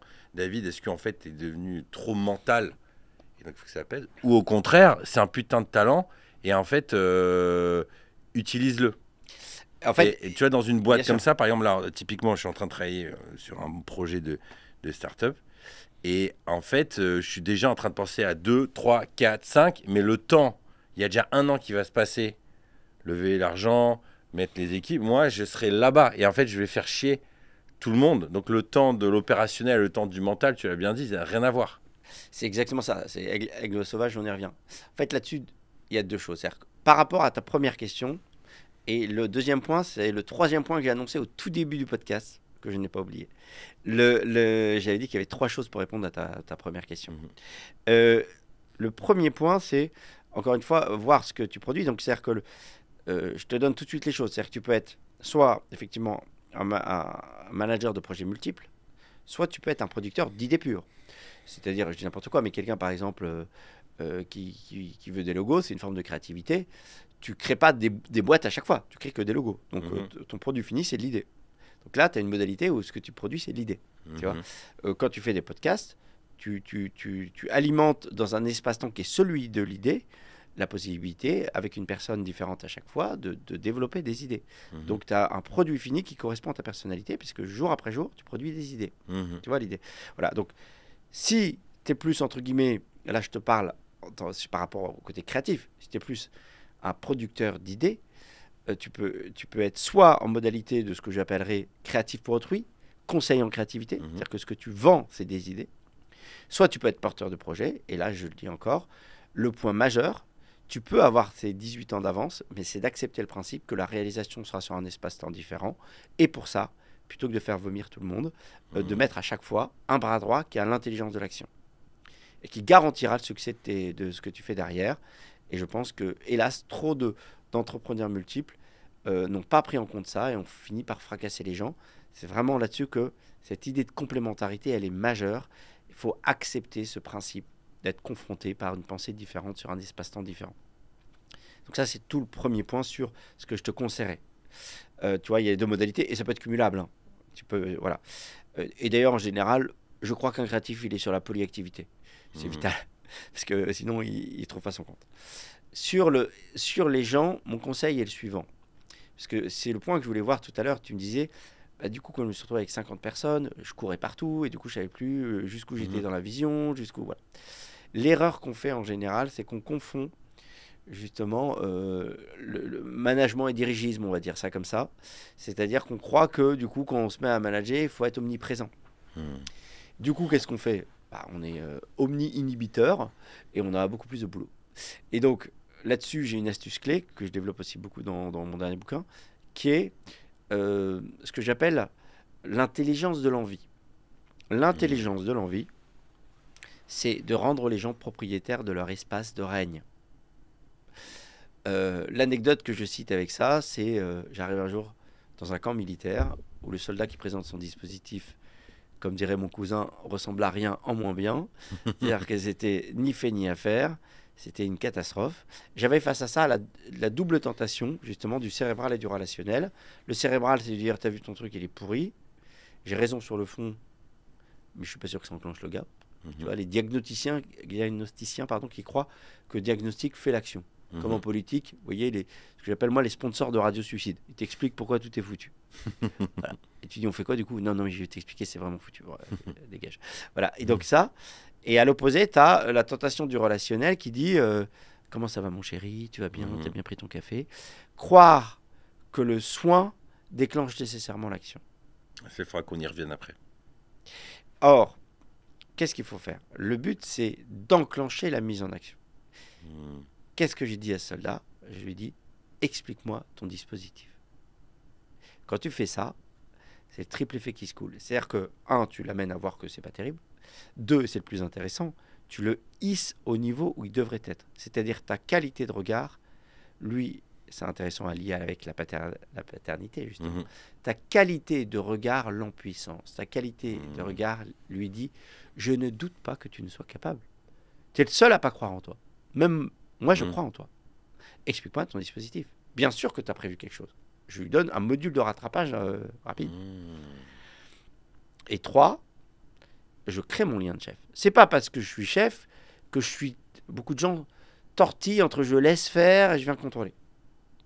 Il y a beaucoup de gens qui me disent subsidiarité, j'essaie, ça marche pas. C'est quoi la subsidiarité pour toi ? Je laisse faire et je viens contrôler. En fait, tu subis 2 fois. Subsidiarité, c'est explique-moi ton dispositif. Et là, tu crées un espace où tu vas donner, je décris dans le bouquin les 4 étapes, mais en gros, l'idée à retenir, c'est tu vas donner aux gens un effet à obtenir, mais tu vas leur laisser un temps d'appropriation pour qu'ils fassent à leur main. Et tu vois, c'est tout l'équilibre est là. Les gens qui ont parlé, par exemple, d'entreprises libérées, ils veulent juste que les gens s'emparent des choses sans qu'il y ait sans qu'il y ait de coordination et de vision finale. En réalité, c'est sympa 5 minutes, mais dès qu'il y a des soubresauts événementiels et stratégiques, tout le monde est perdu parce que tout le monde vit pour lui. Voilà. Et donc, le chef, il va passer son temps à donner la direction par étapes, mais une fois que ça c'est fait, il donne aux gens des effets à obtenir et il laisse les gens s'investir. Et tu vois, par rapport à ton sujet, l'erreur, ce serait soit de complètement laisser faire, soit de vouloir rentrer dans les choses et du coup d'être omniprésent. La manière de faire, c'est à chaque fois de dire, voilà ce que je veux obtenir, explique-moi comment tu vas t'y prendre. Voilà. Pour donner une image agricole, si j'ai un champ à cultiver, soit je te donne une parcelle, je te dis voilà, je veux tant de choses et explique-moi comment tu vas t'y prendre.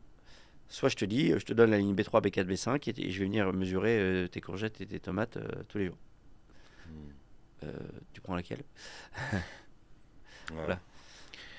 Ok. Le discernement, donc c'est ton dernier livre.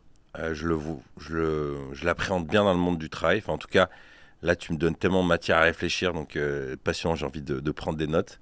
J'imagine qu'on peut aussi utiliser dans le monde personnel. Donc toi, t'es papa de 3 enfants.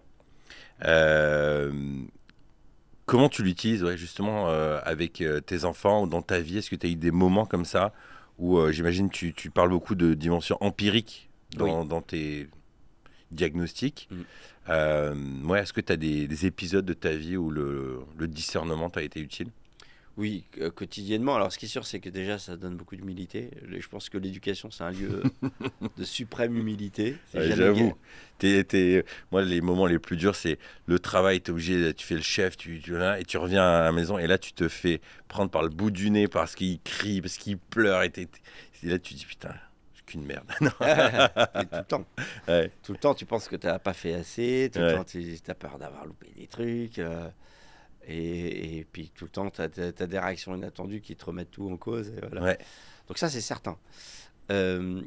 Après, si j'en tire un enseignement, c'est dire, c'est vrai de l'éducation comme de la décision, qu'on ne mesure pas une bonne éducation comme on ne mesure pas une bonne décision sur un point, mais sur une trajectoire.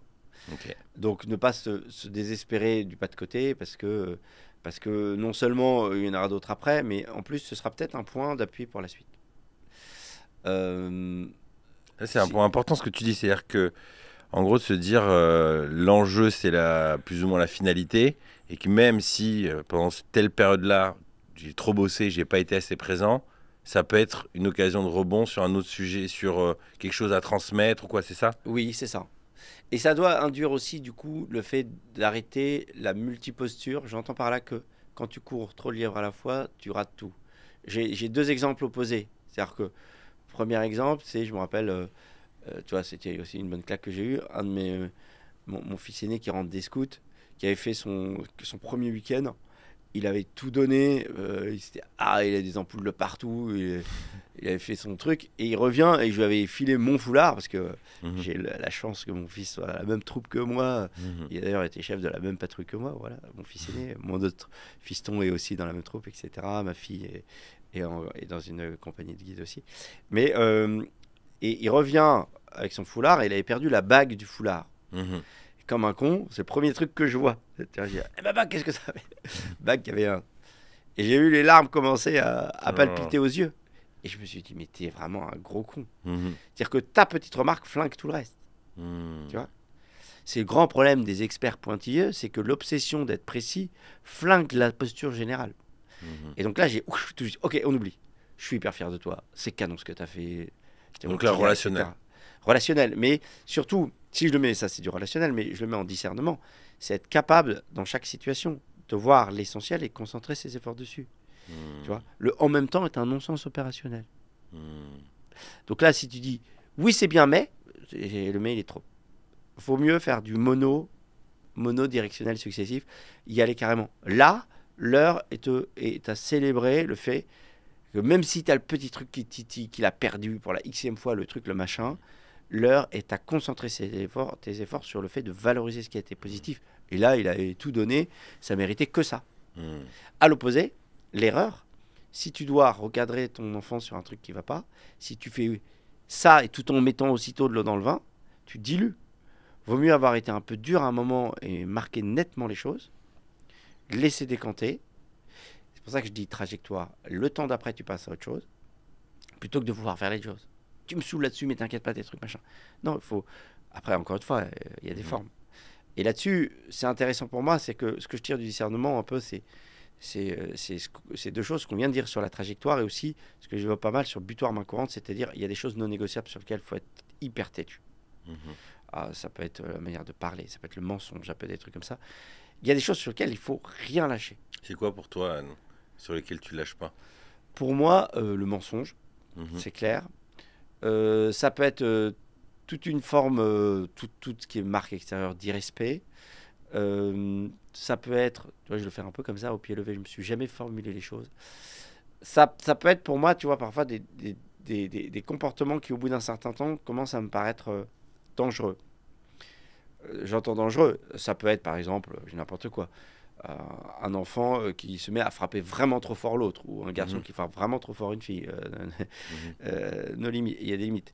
Mais ça peut être parfois, tu vois, donc ça par exemple, de mes garçons vis-à-vis de mes filles, il y a des stops que je vais mettre là.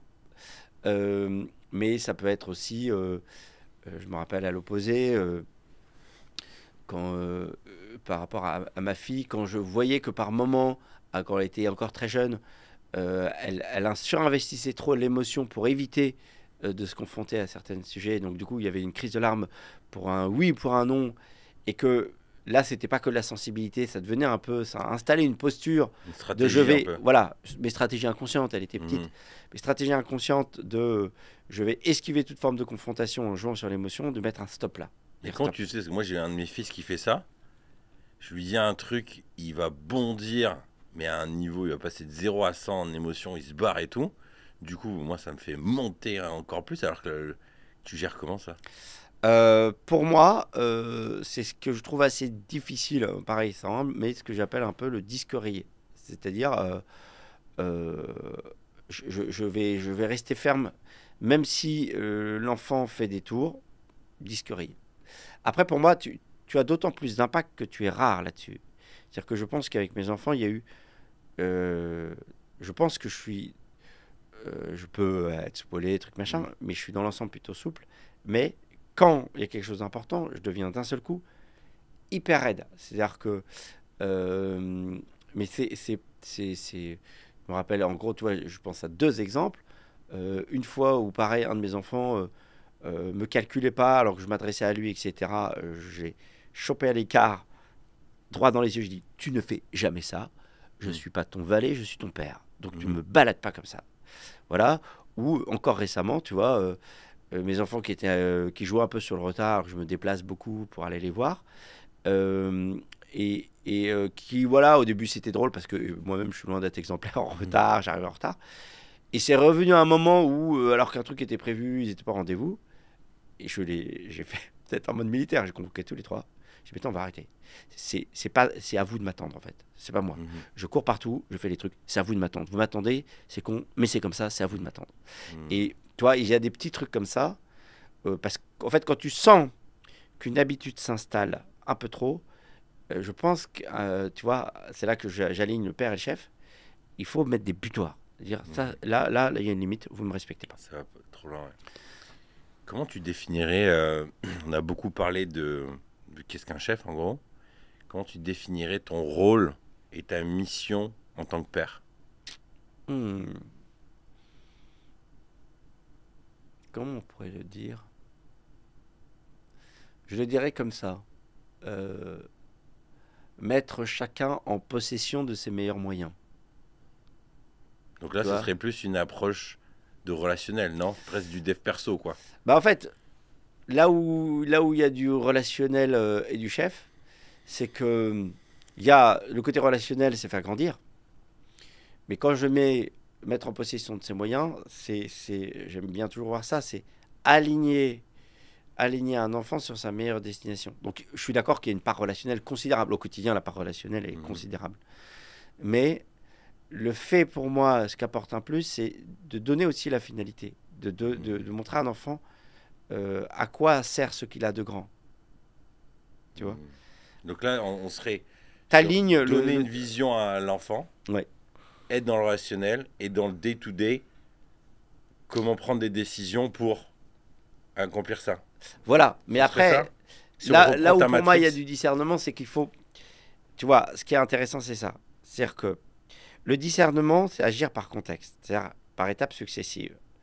J'entends par là, si je prends l'exemple en montagne, tu à un moment donné, il va y avoir un énorme coup de dénivelé. Donc là, il va mettre le paquet, il va falloir être traîne courte.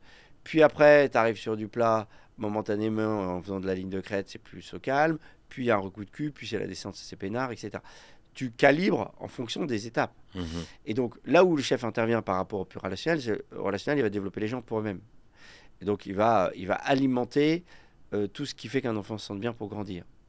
Là où un chef apporte un plus, c'est qu'il va donner une tonalité contextuelle. C'est-à-dire qu'il va dire, ok, c'est bien joli tout ça, non mais là par contre, il va falloir s'y mettre, là il faut y aller, il faut accélérer la Mhm. cadence, voilà. Là il faut lâcher, enfin tu vois, il y a une tonalité par étape. Et il y a une tonalité que tu vas en plus décliner avec chacun. Mhm. C'est-à-dire que tu as des moments, je dis n'importe quoi par rapport avec des enfants, tu as des moments où tu sais que, comme je te disais tout à l'heure, il faut que tu mettes un taquet. Mhm. Tu as des moments où tu sens que l'enfant est en telle révolte intérieure, par exemple, que ce serait contre-productif de le faire. Mhm. Voilà, et donc là, tu vas plus faire un peu différemment, tu vas plus lui laisser un espace pour qu'il revienne, etc., etc. Mais tu vois, pour ça qu'il y a forcément, c'est un mix, effectivement, entre beaucoup d'intelligence relationnelle, tu as raison d'insister là-dessus, mais ce que je pense qu'apporte le côté chef en plus, c'est le fait de... En fait, le côté relationnel, pour dire les choses simplement, peut être un lieu où tu t'enlises tellement tu veux le bien de l'enfant pour lui-même. Mhm. Et je pense que l'enfant a besoin de savoir aussi euh, qu'il est partie prenante d'un tout. C'est ça, il y a le collectif de la famille. Voilà. Et il y a le collectif même de société. C'est-à-dire Mhm. de montrer à l'enfant ce qu'il va apporter au collectif Mhm. de la société. Dans ce livre, c'est un roman. Au début, tu fais un hommage à ta famille, à ton arrière-grand-père, à ton arrière-grand-oncle. Enfin, il y a une belle liste. Ouais. Donc j'imagine que tu viens d'une famille avec un bel héritage Mm. militaire. Oui. Qu'est-ce que ça t'a apporté Quels sont les traits de ton caractère, de ce que tu fais aujourd'hui, à part le fait d'avoir été dans l'armée, qui t'ont été transmis comme ça? C'est effectivement, je pense que ça joue considérablement.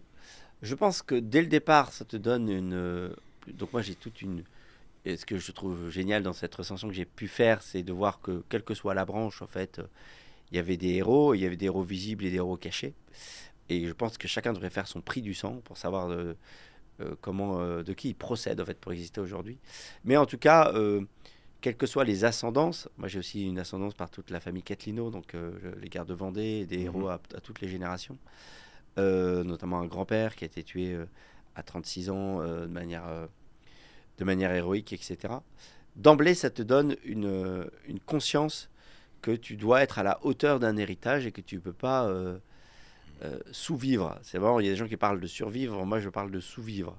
Mais ça a été, c'est inconscient ou on te l'a dit, on Si l'a cultivé? on l'a beaucoup cultivé, D'accord. et je pense trop. C'est-à-dire que c'est le deuxième point pour moi, c'est que euh, tu commences en te hissant et après tu te réajustes. J'avais eu une dédicace moi d'Élie Saint-Marc que j'ai eu la chance de rencontrer, que j'ai même enregistré sur un poème qui est fait en hommage aux morts de la Légion étrangère. Élie Saint-Marc avait dit, sur sa dédicace, sur son livre qui s'appelle Les Chants de Braise, il avait dit « Puissiez-vous viser toujours au plus haut en vous estimant toujours au plus juste. » Tout est là. C'est-à-dire que l'héritage te fait viser au plus haut et c'est en ça que prendre le temps de savoir de qui tu procèdes te fait prendre conscience que, tu vois, c'est l'ajout de la patrie sur la nation. La nation, c'est du collatéral existant. La patrie, c'est ceux qui t'ont précédé et dont tu procèdes aussi et que tu ne dois pas déshonorer. Voilà. Mais le au plus juste, c'est ce qu'on doit faire tôt ou tard. C'est pour ça que j'insiste sur les deux polarités. Il y a des gens qui n'ont jamais ce hissement. Mais le plus juste, c'est le devoir d'inventaire. C'est-à-dire que la tentation qu'ont beaucoup de gens aussi, c'est de vouloir juste répliquer ou de se comparer. Du coup, ils se désespèrent de ce qu'ils sont, ou ils lâchent l'affaire. C'était une autre époque. C'est tout l'enjeu, hein, du roman, c'est d'avoir justement pas fait une bataille précise connue. Code 418, c'est un lieu fictif, mais de dire on a tous nos codes 418.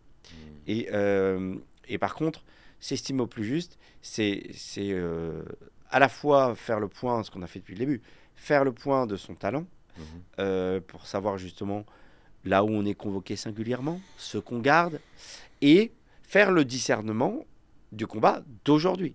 C'est-à-dire que, pareil, il y a des gens qui s'enferment dans des causes de clauses, de choses passées, entre guillemets, plus que me battre aujourd'hui sur la reconnaissance du génocide vendéen, même s'il y a effectivement des choses monstrueuses qui ont été faites. Je ne dis pas que ça puisse pas être intéressant de faire toute une démarche sur ça. Mon sujet aujourd'hui, c'est de permettre la moisson de ce qui a permis la Vendée, c'est-à-dire justement un peuple entier qui s'est soulevé pour ce qui lui paraissait essentiel et qui, du coup, a marqué durablement les esprits sur ce combat de l'essentiel. Mais battons-nous sur l'essentiel d'aujourd'hui, par étapes. Plutôt que de se redéguiser en Vendéen pour célébrer les choses, même s'il faut des lieux de mémoire et qui ont tout à fait leur place et leur rôle, et c'est utile de savoir faire connaître ce qu'a été ces grands moments, investissant les combats d'aujourd'hui. Voilà. C'est que moi, c'est un sujet que j'ai vraiment envie de creuser, cette dimension de lignée. Et en même temps, moi, j'ai l'impression d'être un peu un ovni dans ma famille. Mais j'ai vraiment envie de transmettre quelque chose. Et j'ai l'impression que ça passe beaucoup par, justement, raconter ce qui s'est passé avant, créer une culture forte, réussir aussi à verbaliser un certain nombre de valeurs ou de codes, ou je sais pas, qui sont importants pour créer une identité. Donc c'est passionnant. Une dernière question, mais à mon avis qui va nous emmener loin. Tu me disais que toi, au moment où tu es sorti de l'armée, tu montes une boîte, donc tu passes en mode entrepreneur. Donc déjà, passer de l'armée à l'entrepreneuriat, je pense que ça doit être un bon. Et en même temps de ça, tu traverses un divorce. Est-ce que tu peux nous raconter cette période-là? J'imagine ça devait être un mélange de plein de choses. Parce qu'on sait que l'entrepreneuriat, c'est une prise de risque, souvent de fou. On va dans l'inconnu. Mais que nos vies personnelles ont un énorme impact sur l'entreprise. Comment ça s'est passé? Déjà, t'as quel âge à ce moment-là? Donc, j'ai 35 ans quand ça a lieu. Et donc, c'était il y a 13 ans. Et donc, comment dire, déjà, j'ai eu quand même 4 ans entre le moment où j'ai quitté l'armée et le moment où j'ai créé ma boîte, 4 ans en finance, où j'ai fait un sas intermédiaire quand même pour m'acclimater au monde civil.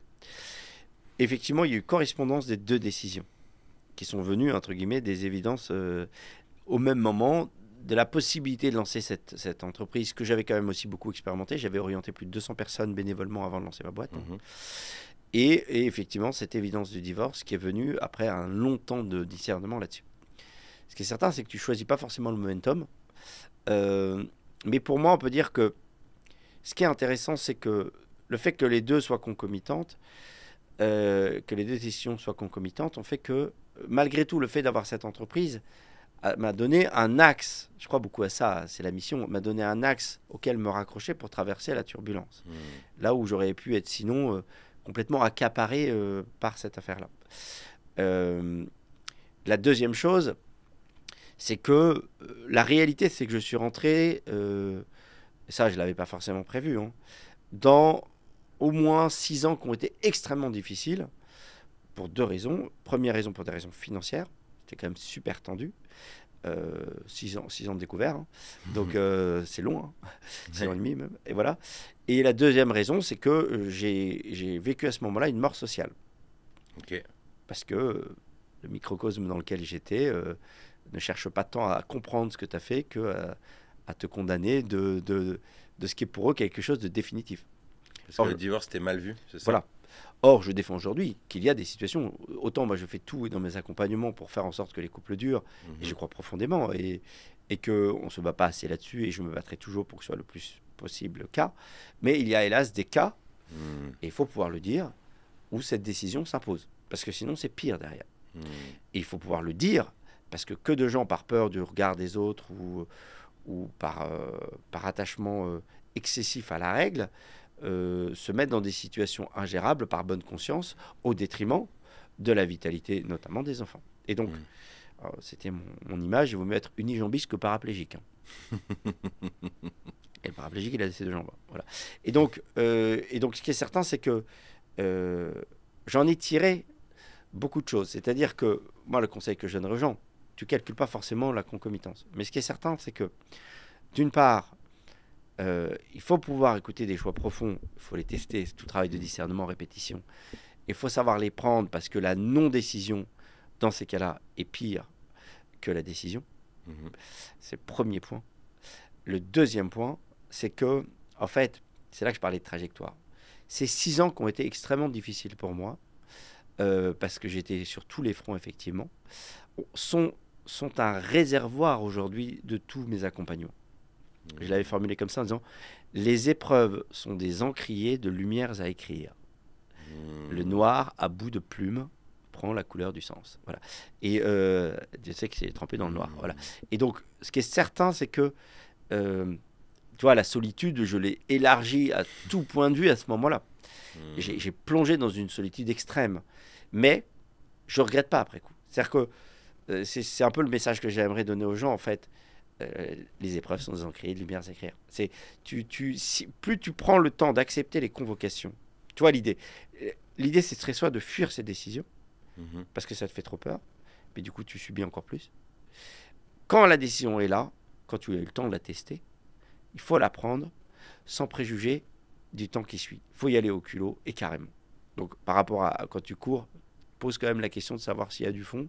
Mais après, vas-y. Voilà. Et il faut la prendre. Et après, tu socles sur ça. Et tu t'aperçois, et c'est ça que je trouve merveilleux dans la vie, c'est que c'est bien après que tu comprends la matière qui t'est donnée dans les épreuves. Dit aussi différemment, pour qu'il y ait rebond, il faut bon. Il faut y aller. Ça, le para le sait. C'est le premier pas qui compte. Ça tombe bien, c'est le seul. C'est vrai que moi, quand je regarde, j'ai commencé à entreprendre à 20 ans, le nombre de merdes pas possible, t'empruntes aux copains, tu vis des trucs, voilà, t'as les huissiers et tout. Mais aujourd'hui, si je fais ce podcast et que je sens que ça fait écho, c'est parce qu'en fait, j'ai de la matière. Quand je parle des tensions, j'ai eu mes enfants hyper jeunes, en fait, j'ai de la matière à raconter, un défi. Donc, je te rejoins là-dessus. Qu'est-ce que tu dirais à un papa, un patron, qui, là, il sent que le sujet du divorce est en train de venir, que là, il a besoin de discernement, mais il ne sait pas se poser les bonnes questions.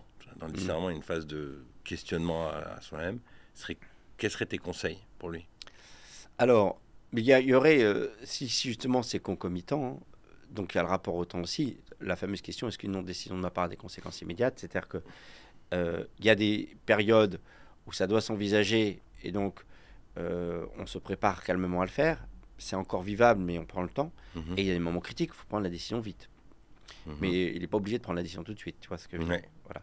Il y a des moments critiques où il faut y aller tout de suite. Il y a des moments où tu peux te donner du répit, consentir à une séparation intermédiaire, etc. etc. Donc, évaluer le rapport, la criticité de la décision.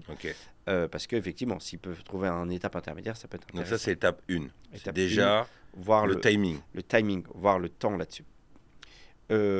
Et après, sur le reste, je dirais, ce qui est très important pour moi, c'est qu'ils puissent déterminer 3 choses immédiatement. Tout le temps qu'il va passer sur cette boîte et pouvoir s'énerger, et pouvoir déployer quelque chose dessus. Premier sujet. Deuxième sujet, le temps qu'il va, je le mets dans l'ordre d'importance inverse, le temps qu'il va passer pour lui et lui seul, pour se redonner de la force. Et 3, le temps qu'il va passer sur ses enfants. C'est-à-dire qu'à partir du moment où tu divorces, ton effet majeur, ton lieu de concentration, c'est tes enfants. Mais là aussi, tu vois, c'est important les 3. C'est-à-dire que les 3 vont jouer. Et souvent, ça risque de pêcher. La priorité, c'est les enfants. Avec le fait que, sur les enfants, un truc que j'aimerais ajouter par rapport à ce qu'on disait tout à l'heure, c'est que concentrer vraiment du temps de qualité pour eux, plus que du temps absolu, Et parce que c'est ce qui compte, les enfants sont sensibles à ça. Vaut mieux peu de temps très qualitatif que vouloir à tout prix être présent et du coup se donner bonne conscience en étant très présent et du coup que ce soit pire que tout. Et ne pas oublier aussi, moi c'est une des belles leçons que m'ont donné mes enfants. D'ailleurs, c'est la dédicace que je leur donne dans le roman qui n'est pas là, c'est à mes enfants maîtres de vie. C'est que, contrairement à ce qu'on peut croire, souvent dans les moments difficiles, tes enfants sont aussi tes soutiens. Je suis très reconnaissant à mes enfants de la manière dont ils ont été présents dans les 13 ans que j'ai vécu. Et dès que j'ai pu, d'ailleurs, dans toutes les cérémonies que j'ai pu faire, j'aurais toujours rendu hommage. Et parce qu'il y a même des moments, il y a des moments inattendus où ils sont là, où tu vois, où ils détectent, tu vois, je pense, si je rends hommage à ma fille et à mes garçons, mais ma fille, autant je t'avais dit le rapport à l'émotion, bah, cette émotion est aussi son talent qui fait qu'elle va tout de suite me lire, elle va tout de suite voir que je vais pas bien, elle va tout de suite se rendre présente quand elle détecte qu'il y a un truc comme ça. Et pareil, je me rappelle de mes garçons, je me rappelle au début de mon divorce où je culpabilisais d'être seul alors qu'ils étaient loin de moi. Et j'appelle mes enfants et donc un de mes fils me dit tu fais quoi ce soir? Je dis mais non, je reste. Il dit bah tu vas pas avoir des amis, bah c'est nul, va avoir des potes.